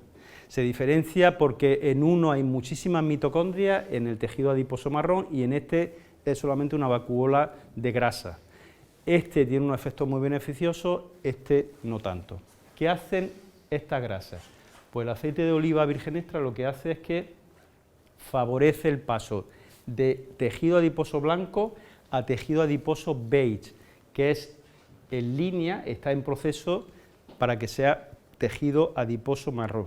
Es decir, un factor nutricional como es este alimento, el aceite de oliva virgen extra, tiene el potencial de cambiar algo no tan bueno como el tejido adiposo blanco y transformarlo en tejido adiposo beige, que es lo más cercano posible al tejido adiposo marrón. Y esto está asociado con la termogénesis, la producción de energía, con lo cual se está eliminando energía y no se acumula la grasa y impide el desarrollo de sobrepeso y obesidad. Por tanto, el aceite de oliva virgen extra, ya no me queda mucho para terminar, sobre el tejido adiposo blanco y marrón, el que hemos dicho antes, el aceite de coco, aquí no hace nada. Todo esto no lo explico, pero son marcadores, son expresión de determinados genes que nos hacen ver que efectivamente eso es tejido adiposo marrón, si está activado, si no está activado, es decir, una serie de genes que estudiamos, pero no me voy a centrar en eso porque si no sería ya muy prolijo.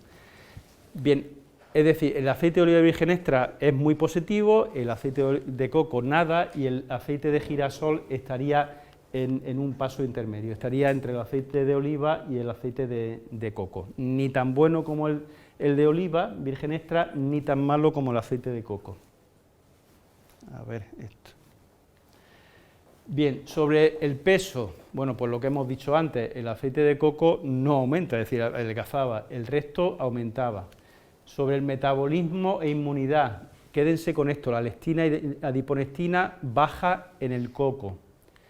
Sobre la inflamación, el coco es proinflamatorio, mientras que el aceite de oliva virgen extra tiene más características antiinflamatorias, y el aceite de girasol siempre estaría entre uno y otro, por eso no me centro en ello. Y sobre los triglicéridos, tanto en suero como en hígado, pues aumentan de forma muy importante en el aceite de coco, cosa que no hacen el resto. La conclusión de todo esto es esta, este sería el resumen. Peso, el aceite de coco, esto que está aquí sería aceite de coco y esto aceite de girasol, perdón, aceite de oliva virgen extra. No pongo el de girasol porque sería una cosa intermedia. Aceite de coco, baja el peso, disminuye lectina y adiponectina, aumenta el estado inflamatorio general de nuestro organismo, hay acumulaciones tópicas de grasa en el hígado, es decir, estaríamos hablando de esteatosis hepática, hay hipertrigliceridemia, con lo cual estamos favoreciendo la aparición de arteriosclerosis. Aceite de oliva virgen extra aumenta la lectina, aumenta la termogénesis, disminuye el estrés oxidativo y el estado de inflamación, el hígado está saludable, no tiene depósito graso y las arterias también están saludables. Bien, cuando nos encontramos, ahora sí podemos ya sacar conclusiones, no cuando las becarias que estaban con nosotros me decían que bajaban de peso, ahora sí, ya tenemos todo. Cuando yo vi esto, dije, ¿esto qué es? ¿Qué patología es esta? Y yo no sé lo que es esto. Entonces me puse a ver bibliografía y encontré una patología en humanos que es esto, y que el signo característico de esta patología es precisamente disminución de lectina y disminución de adiponectina, y es una enfermedad rara. Esa enfermedad rara es la lipodistrofia. La lipodistrofia que hay, es un síndrome, es decir, hay muchas variedades. Por ejemplo, casi seguro que habrán visto en alguna ocasión algún paciente de esto, porque están asociados a los tratamientos antirretrovirales para la gente que tiene SIDA, es un efecto secundario, y es un depósito anómalo del tejido adiposo. Es decir, en algunos sitios se atrofia y se puede depositar en otros sitios que no son normalmente donde debería depositarse. Pero lo más característico es la atrofia del tejido adiposo. Entonces ahora voy a poner una fotografía y son personas que, por ejemplo, los mofletes no tienen mofletes, pues todo esto es grasa. Entonces están absolutamente consumidos, no tienen tejido adiposo ninguno. Bueno, pues la lipodistrofia tiene esas mismas características y lo que lo caracteriza, de hecho el tratamiento que hay es añadir lectina, se le pone lectina sintética a este tipo de pacientes para poder mejorar su estado, aunque no se llega a ello. Otra cosa más interesante, aunque es un síndrome con múltiples tipos de lipodistrofia, pero hay un gen que los caracteriza, que es precisamente el PPAR gamma, el gen este. Eso es característico a todos, que está asociado. Y curiosamente, este gen se puede modular por la grasa de los pescados, del coco y del aceite de oliva. Entonces, encontramos aquí también algo que nos ayudaba a entender nuestros resultados. Esta es la cara de un paciente con lipodistrofia. Lo que les digo, fíjense que está totalmente, no tiene tejido adiposo.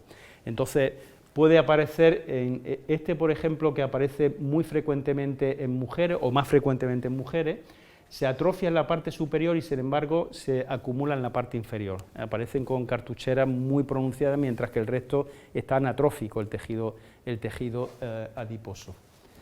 Bien.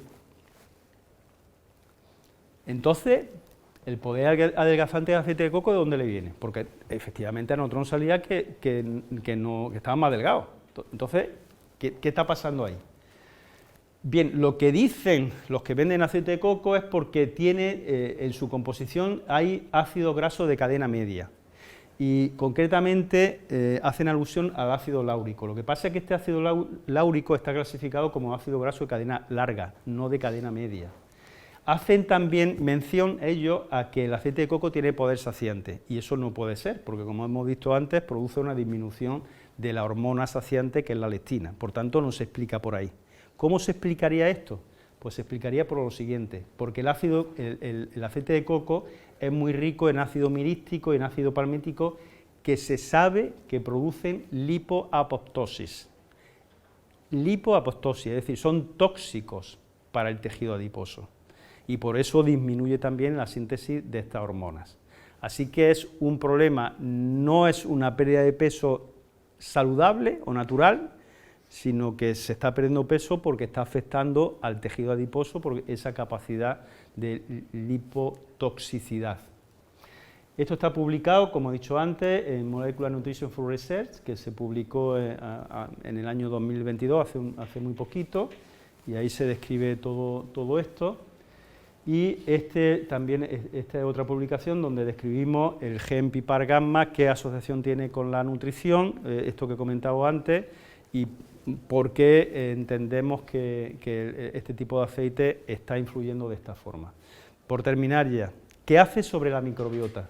La microbiota son todos estos bichitos que tenemos en nuestro organismo, no solamente en el tracto gastrointestinal.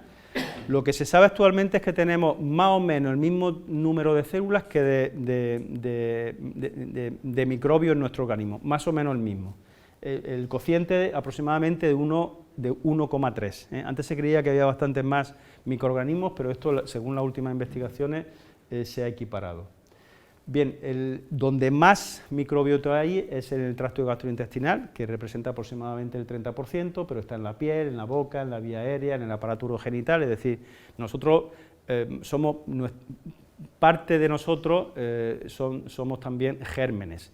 Además, para aquel que tenga un poco de sobrepeso, puede decir que tiene 200 gramos menos de lo que realmente pone en la báscula, porque aproximadamente son 200 gramos lo que cada uno portamos de microorganismos, 200 gramos aproximadamente.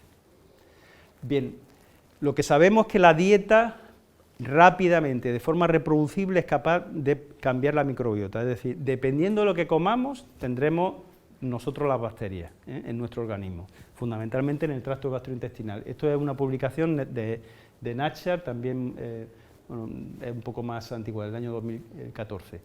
Una alimentación basada en alimentos de origen vegetal tiene una cantidad de beneficios increíble y en parte están mediados por la microbiota que se crea en nuestro organismo. Sin embargo, la dieta occidental cambia esa microbiota y las repercusiones son, pues, para nuestra salud bastante peores. Por ejemplo, tiene mucho que ver con la resistencia a la insulina y ahí estaríamos hablando con la diabetes tipo 2, que también es una patología muy frecuente en nuestro entorno. El estilo de dieta, el estilo de vida, perdón, y fundamentalmente la dieta afecta, por tanto, a la microbiota, y eso, la alteración de la microbiota se denomina disbiosis, que es lo que he puesto ahí. Bien, se produce una inflamación en el estómago. ¿Cuántas veces no han ido a comer por ahí fuera, no han comido mucho, se van a su casa y dicen, joder, si parece que me he comido una vaca, tampoco he comido tanto? Bueno, pues es un proceso inflamatorio que hay ahí, Entonces se produce un proceso inflamatorio por disbiosis y eso es el germen para que aparezca cáncer colorectal, porque a nosotros nos interesaba mucho ver este tipo de grasa en cuanto a la posible aparición de cáncer colorectal y lo hacíamos a través del estudio de la microbiota.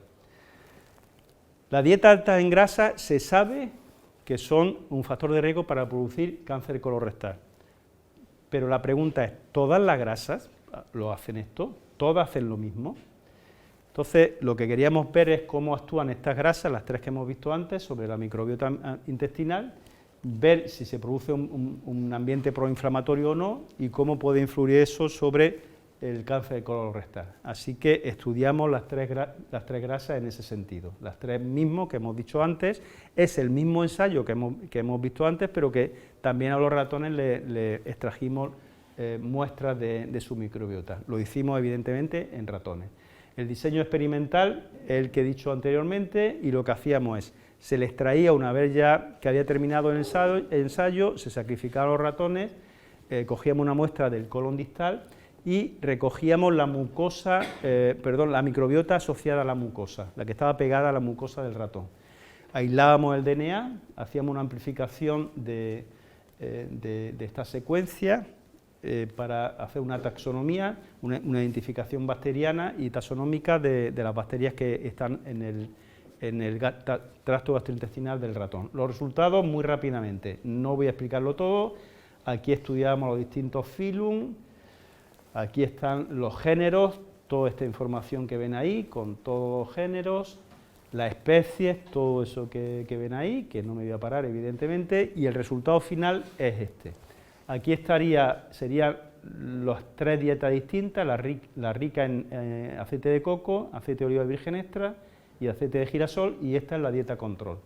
Lo que encontramos es, vimos qué bacterias se modificaban, que aparecían, desaparecían, aumentaban, bajaban, y lo que vimos es que el aceite de coco había una alteración en determinadas bacterias que producía un ambiente proinflamatorio. El ambiente proinflamatorio en el estómago se sabe que es un factor de riesgo de enfermedad cardiovascular.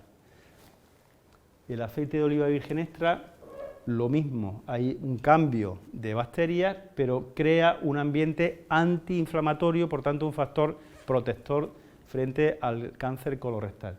Y por último, el aceite de girasol produce también un ambiente proinflamatorio, factor de riesgo de cáncer colorectal. Aquí, esto eran las distintas bacterias que disminuyen el riesgo de cáncer colorectal. Una flechita hacia arriba o hacia abajo, si está en verde es que es bueno, previene, si está en rojo es que es un factor de riesgo. Y aquí estarían las bacterias que aumentan el riesgo de cáncer colorectal, exactamente igual que lo que he dicho antes, con las flechitas. Estos serían los resultados del aceite de coco, aceite de oliva virgen extra y aceite de girasol. Y abajo, bueno, pues este tenía -2, 7 o -2, es decir, sumando lo que era positivo y lo que era negativo. Claramente el aceite de oliva es muy favorecedor porque da lugar a un ambiente antiinflamatorio. Y aquí había una cosa muy interesante, y es esta bacteria, la Akkermansia, que es poco conocida, pero que está teniendo una gran relevancia. Bueno, el aceite de coco la disminuye, el aceite de oliva virgen extra la deja igual y el aceite de girasol también la disminuye. ¿Y qué importancia tiene esto? Porque la Akkermansia, a ver, ya quiere terminar la Akkermansia, se está incluso pensando en que puede ser una bacteria que se puede añadir y se puede utilizar para mejorar la salud de los ciudadanos. A ver si no me paso en este momento.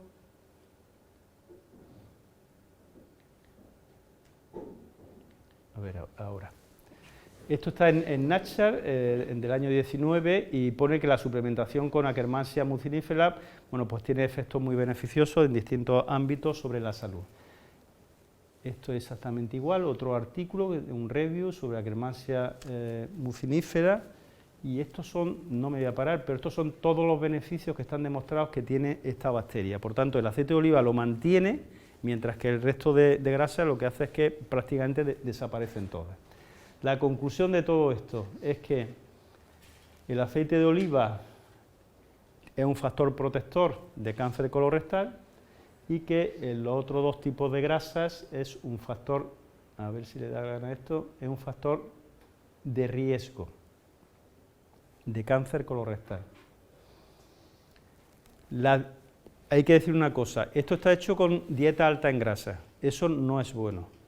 Es un ensayo que no hemos ido al extremo, no es bueno, de ningún tipo, porque al final produce una alteración de la flora intestinal, ni aunque sea aceite de oliva virgen extra. Hay que comer una cosa prudente.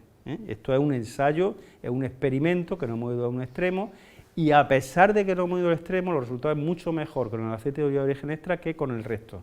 Pero de aquí no estoy diciendo que se tomen los aceites de oliva virgen extra por litro, que no. Hay que comer una cosa sensata, que no tenga un exceso de calorías, porque todo ello produce disbiosis, y la disbiosis muchas veces, la gran mayoría de las veces, está relacionada con el cáncer colorectal.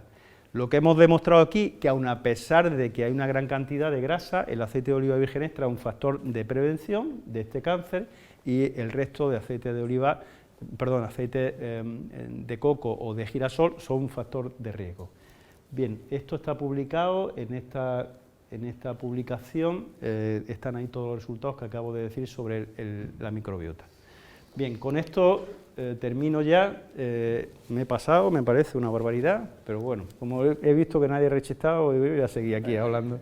Había muchas más cosas que decir porque hay muchos detalles, muchas cosas que podían ser interesantes, pero yo creo con esto creo que les doy una pincelada de comparación con otros tipos de grasa, y además son resultados propios, la mayoría de ellos, de nuestro grupo de investigación. Por tanto, esto no es un trabajo exclusivamente mío, sino que es de todo el grupo que está con nosotros, que está con nosotros ahora y ha estado anteriormente. Así que, si hay alguna pregunta, yo estoy encantadísimo.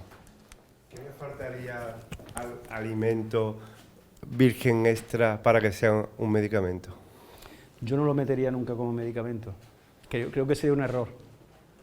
tiene propiedades terapéuticas, pero no lo dejaría en la cocina, porque nos estaríamos metiendo en un sitio que creo que no es el suyo. Es decir, yo potenciaría sus efectos saludables, terapéuticos, pero no lo trataría nunca de medicamento. Es decir, al final lo conduzco hacia eso que tú quieres, me estás diciendo, pero no lo llamaría medicamento, porque creo entonces perderíamos entonces lo que he dicho antes, el factor de alimento, el factor hedonista que tiene. Entonces, para mí, lo tenemos que dejar como alimento saludable que tiene efectos terapéuticos, pero no medicamento. Pero que cuando dice, por ejemplo, la definición de medicamento para la cura o prevención, ¿no podría servir como prevención? De hecho, sirve. Sí, pero nos metemos ya en la regulación de los medicamentos y ya eso ya se enfollona mucho. Yo, bajo mi perspectiva, creo que no... Y además le estaríamos dando... este alimento tiene una cualidad, que es un alimento natural. Si lo estás metiendo en el campo del fármaco, ya le estás quitando ese tinte natural y lo estaréis metiendo más en una cosa más procesada. Entonces creo que está muy claro, las sociedades vamos hacia cosas naturales. Entonces, si lo tenemos, vamos a no romperlo eso, porque es un alimento natural. Y lo que quiere la gente cada vez, yo creo que la gente pide cosas sencillas, naturales, normalitas, pero no cosas muy elucubras, porque creo que en parte hay mucha desconfianza por parte de la sociedad, incluso de fármacos y cosas de esas. Entonces vamos a dejarlo en la cocina, vamos a dejarlo como un alimento natural que tiene propiedades muy saludables, pero yo no lo sacaría de ahí. Y no le estoy negando eso que me estás comentando, que sirve para prevenir. De hecho, todo esto que he puesto aquí, el estudio Predimed y Predimed Plus habla de eso, no habla de otra cosa. Yo le quería dar las gracias por la charla, que ha sido muy amena y creo que ha estado en un nivel que se entiende todo muy bien y ha sido muy instructiva. Y yo creo que hay un problema que ha incidido en él al principio de la charla. O sea, que en Estados Unidos hace un montón de años ya la FDA dijera que se podían consumir 23 gramos y que ayudaba a reducir el riesgo de enfermedad cardiovascular, y que en Europa, en España, no tengamos ninguna normativa legal, nada que se pueda publicitar, me parece que es penoso. Bueno, es más grave, porque en Europa sí hay unas alegaciones de salud, hay unas alegaciones de salud específicamente de los compuestos, de los fenoles, pero claro, tú te lees la alegación de salud y dices, mira, no la pongo porque es que voy a asustar a la gente, porque te está hablando de que si se te oxida la sangre o lipoproteínas, y dices, eso lo lee cualquiera y dice, hostia, que esto oxida, esto no me lo tomo ni... De hecho, los productores, nadie lo pone en la botella. Si no lo ponen, ¿por qué? Porque no es útil. Entonces aquí tenemos, no es que no haya regulación, es que hay exceso de regulación. Le estaba diciendo antes que aquí en Córdoba pusieron una multa a unos productores, a una denominación de origen, porque en su página web ponía que el aceite de oliva de origen extra era bueno para la salud, simplemente por poner eso, es decir, no puedes decir eso. Hay un exceso de regulación, tú puedes decir otras barbaridades con otros alimentos, pero este está tan regulado, que es que no puede decir prácticamente nada. Pero quizás se podría hacer en la EFSA, igual que con otras cosas, solicitar la alegación de salud que se pueda poner en... Estamos en ello. Por eso, porque no entiendo cómo ya no ha salido eso, cómo no lo tenemos, cómo no se puede poner, cómo los americanos van por delante de nosotros. Mira, hay un amigo mío, Francesco Visioli, es italiano. Este fue uno de los padres de la investigación de todo esto, empezó hace mucho tiempo, es muy bueno, un científico muy bueno, y él estuvo en una comisión en la EFSA. Y entonces yo le pregunté, un poco hablando de todo esto, yo lo invité hace poco allí a Jaén, y me dijo que él iba a entrar en una comisión y que lo vetaron. Entonces, y eso, dice, es que vetan a la gente que sabe. Dice, yo ahora mismo estoy en una comisión, dice que yo ahí no soy experto. Entonces, los lobbies existen, los lobbies, grupos de presión existen. Entonces, ¿cómo están en las guías nutricionales de todo el mundo? Si tú lo ves, ¿cómo está tratado esto? En ningún sitio te pone que el aceite de oliva virgen extra te lo pone como saludable, siempre hablan de forma genérica. Es más, ayer o antes de ayer leí que en Estados Unidos, allí han dicho el resto, oye, si mi aceite tiene también esta cantidad de ácido graso monoinsaturado, yo también quiero esa alegación, y la van a ganar, claro que la ganan. Entonces están apuntando a eso, entonces ya el hecho diferencial que tenía el aceite de oliva va a desaparecer en Estados Unidos, porque allí se centra solamente en la cantidad de ácido graso monoinsaturado, en el ácido oleico. Como han sacado el girasol alto oleico y todo eso, pues al final se equiparan. Entonces, yo creo que la cosa no está por regular, está por quitar regulación, porque hay un exceso de regulación. Sí, realmente sí, está todo tan regular, se puede decir, y al final se publicitan cosas que no se deben publicitar, que no entiendo cómo se pueden publicitar, y cosas que de verdad están demostradas científicamente no se pueden publicitar, y la verdad es que es penoso. Yo siempre digo que el aceite de oliva es que es un zumo de una fruta, entonces como tal tiene todos sus componentes. Si ya nos vamos a otras cosas, le estamos quitando ese insaponificable que al final es el que tiene ese efecto diferencial. La base de aceite viene de azait, que significa jugo de aceituna, es decir, que su base, su nombre viene de ahí. El jugo de aceituna, que le llamaban así los árabes y los judíos, porque parece ser que es una palabra judía, no tanto árabe, y que después de ahí la cogieron los árabes. Y azait, que significa jugo de aceituna. Vale, muchas gracias, que ya es muy tarde.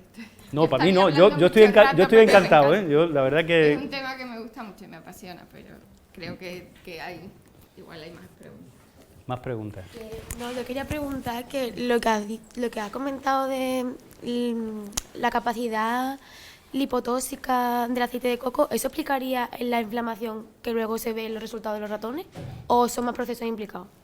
Explica todo, porque al final un proceso inflamatorio tiene repercusiones en todos los ámbitos, porque es un proceso inflamatorio generalizado, no centralizado o localizado solamente en un órgano. Sí, es sistémico. Es sistémico, porque los marcadores que utilizamos ahí son sistémicos, son marcadores que estudiamos en la sangre, por tanto es un proceso inflamatorio sistémico, un proceso inflamatorio de estrés oxidativo que afecta a todos los ámbitos.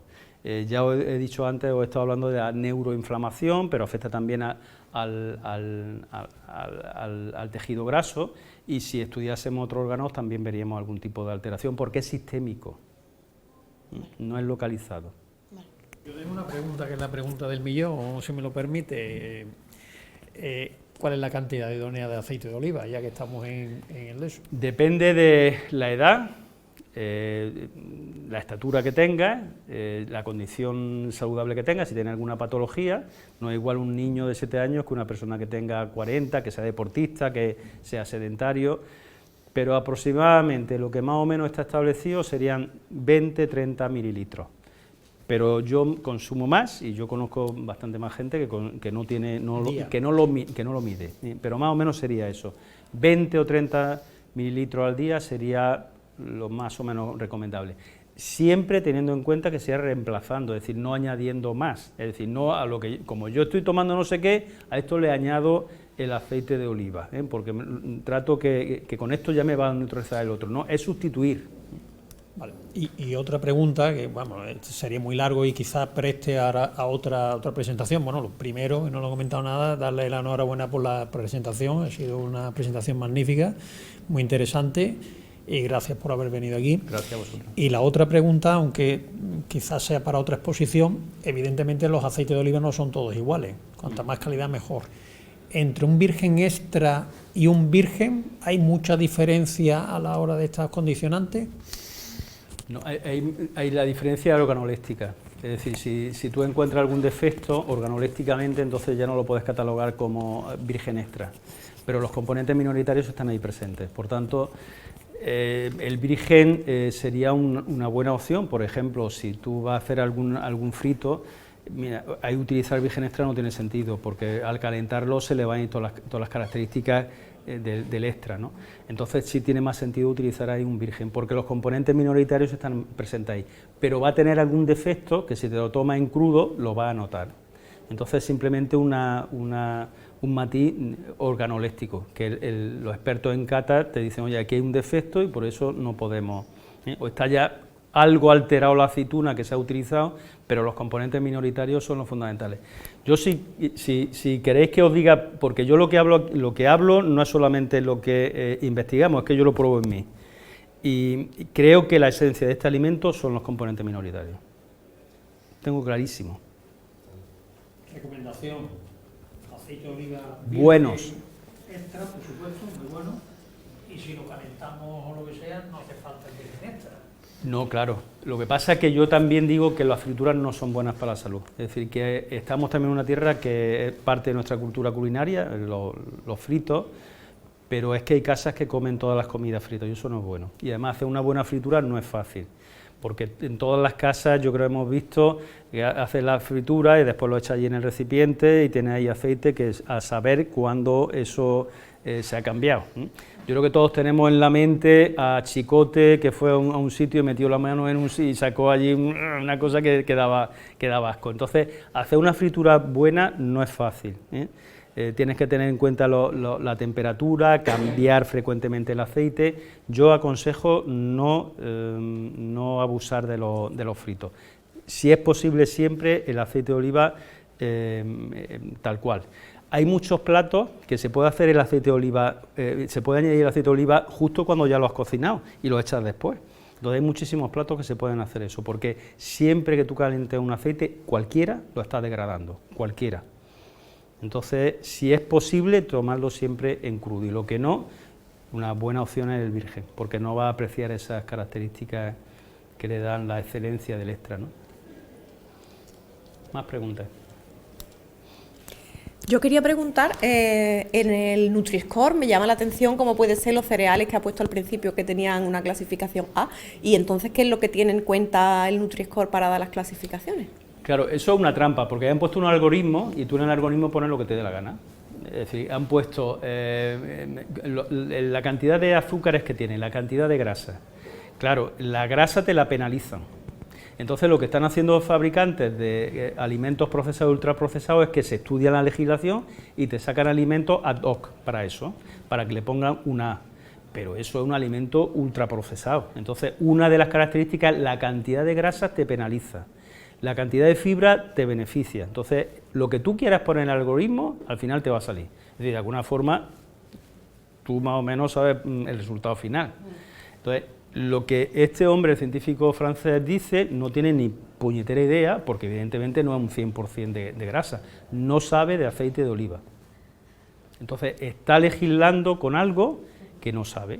Entonces, pero lo más grave no es que lo diga un francés, lo más grave es que tenemos un ministro que está a favor de esto, y tú dices, vamos, yo ya me he descolocado, porque si somos líderes, en una cosa que somos líderes mundiales, nosotros mismos nos hacemos el harakiri, nosotros mismos. Es que no tiene sentido, y cuando hay evidencia, no es que nos empeñemos en vender esto, es que yo de lo que hablo solamente son de evidencia científica, y en eso me baso, y lo defiendo. ¿Alguna pregunta más? Yo a los jóvenes siempre digo, si llegáis a político alguno, y tened en cuenta todas estas cosas, para después cuando legisléis, porque vosotros, yo ya no, pero vosotros podéis ser alguna política, así que tened en cuenta todo esto. Yo, vamos, aunque no soy la persona adecuada, porque tengo mi jefe, que es el director de esta cátedra, junto a ellos, ¿no? Pero en nombre de Goya, decirte que es espectacular, nos ha encantado, hemos aprendido muchísimo y de verdad que ojalá haya más difusión de este tipo de conferencias porque merece la pena, de verdad. Enhorabuena, Pues fantástico. Gracias.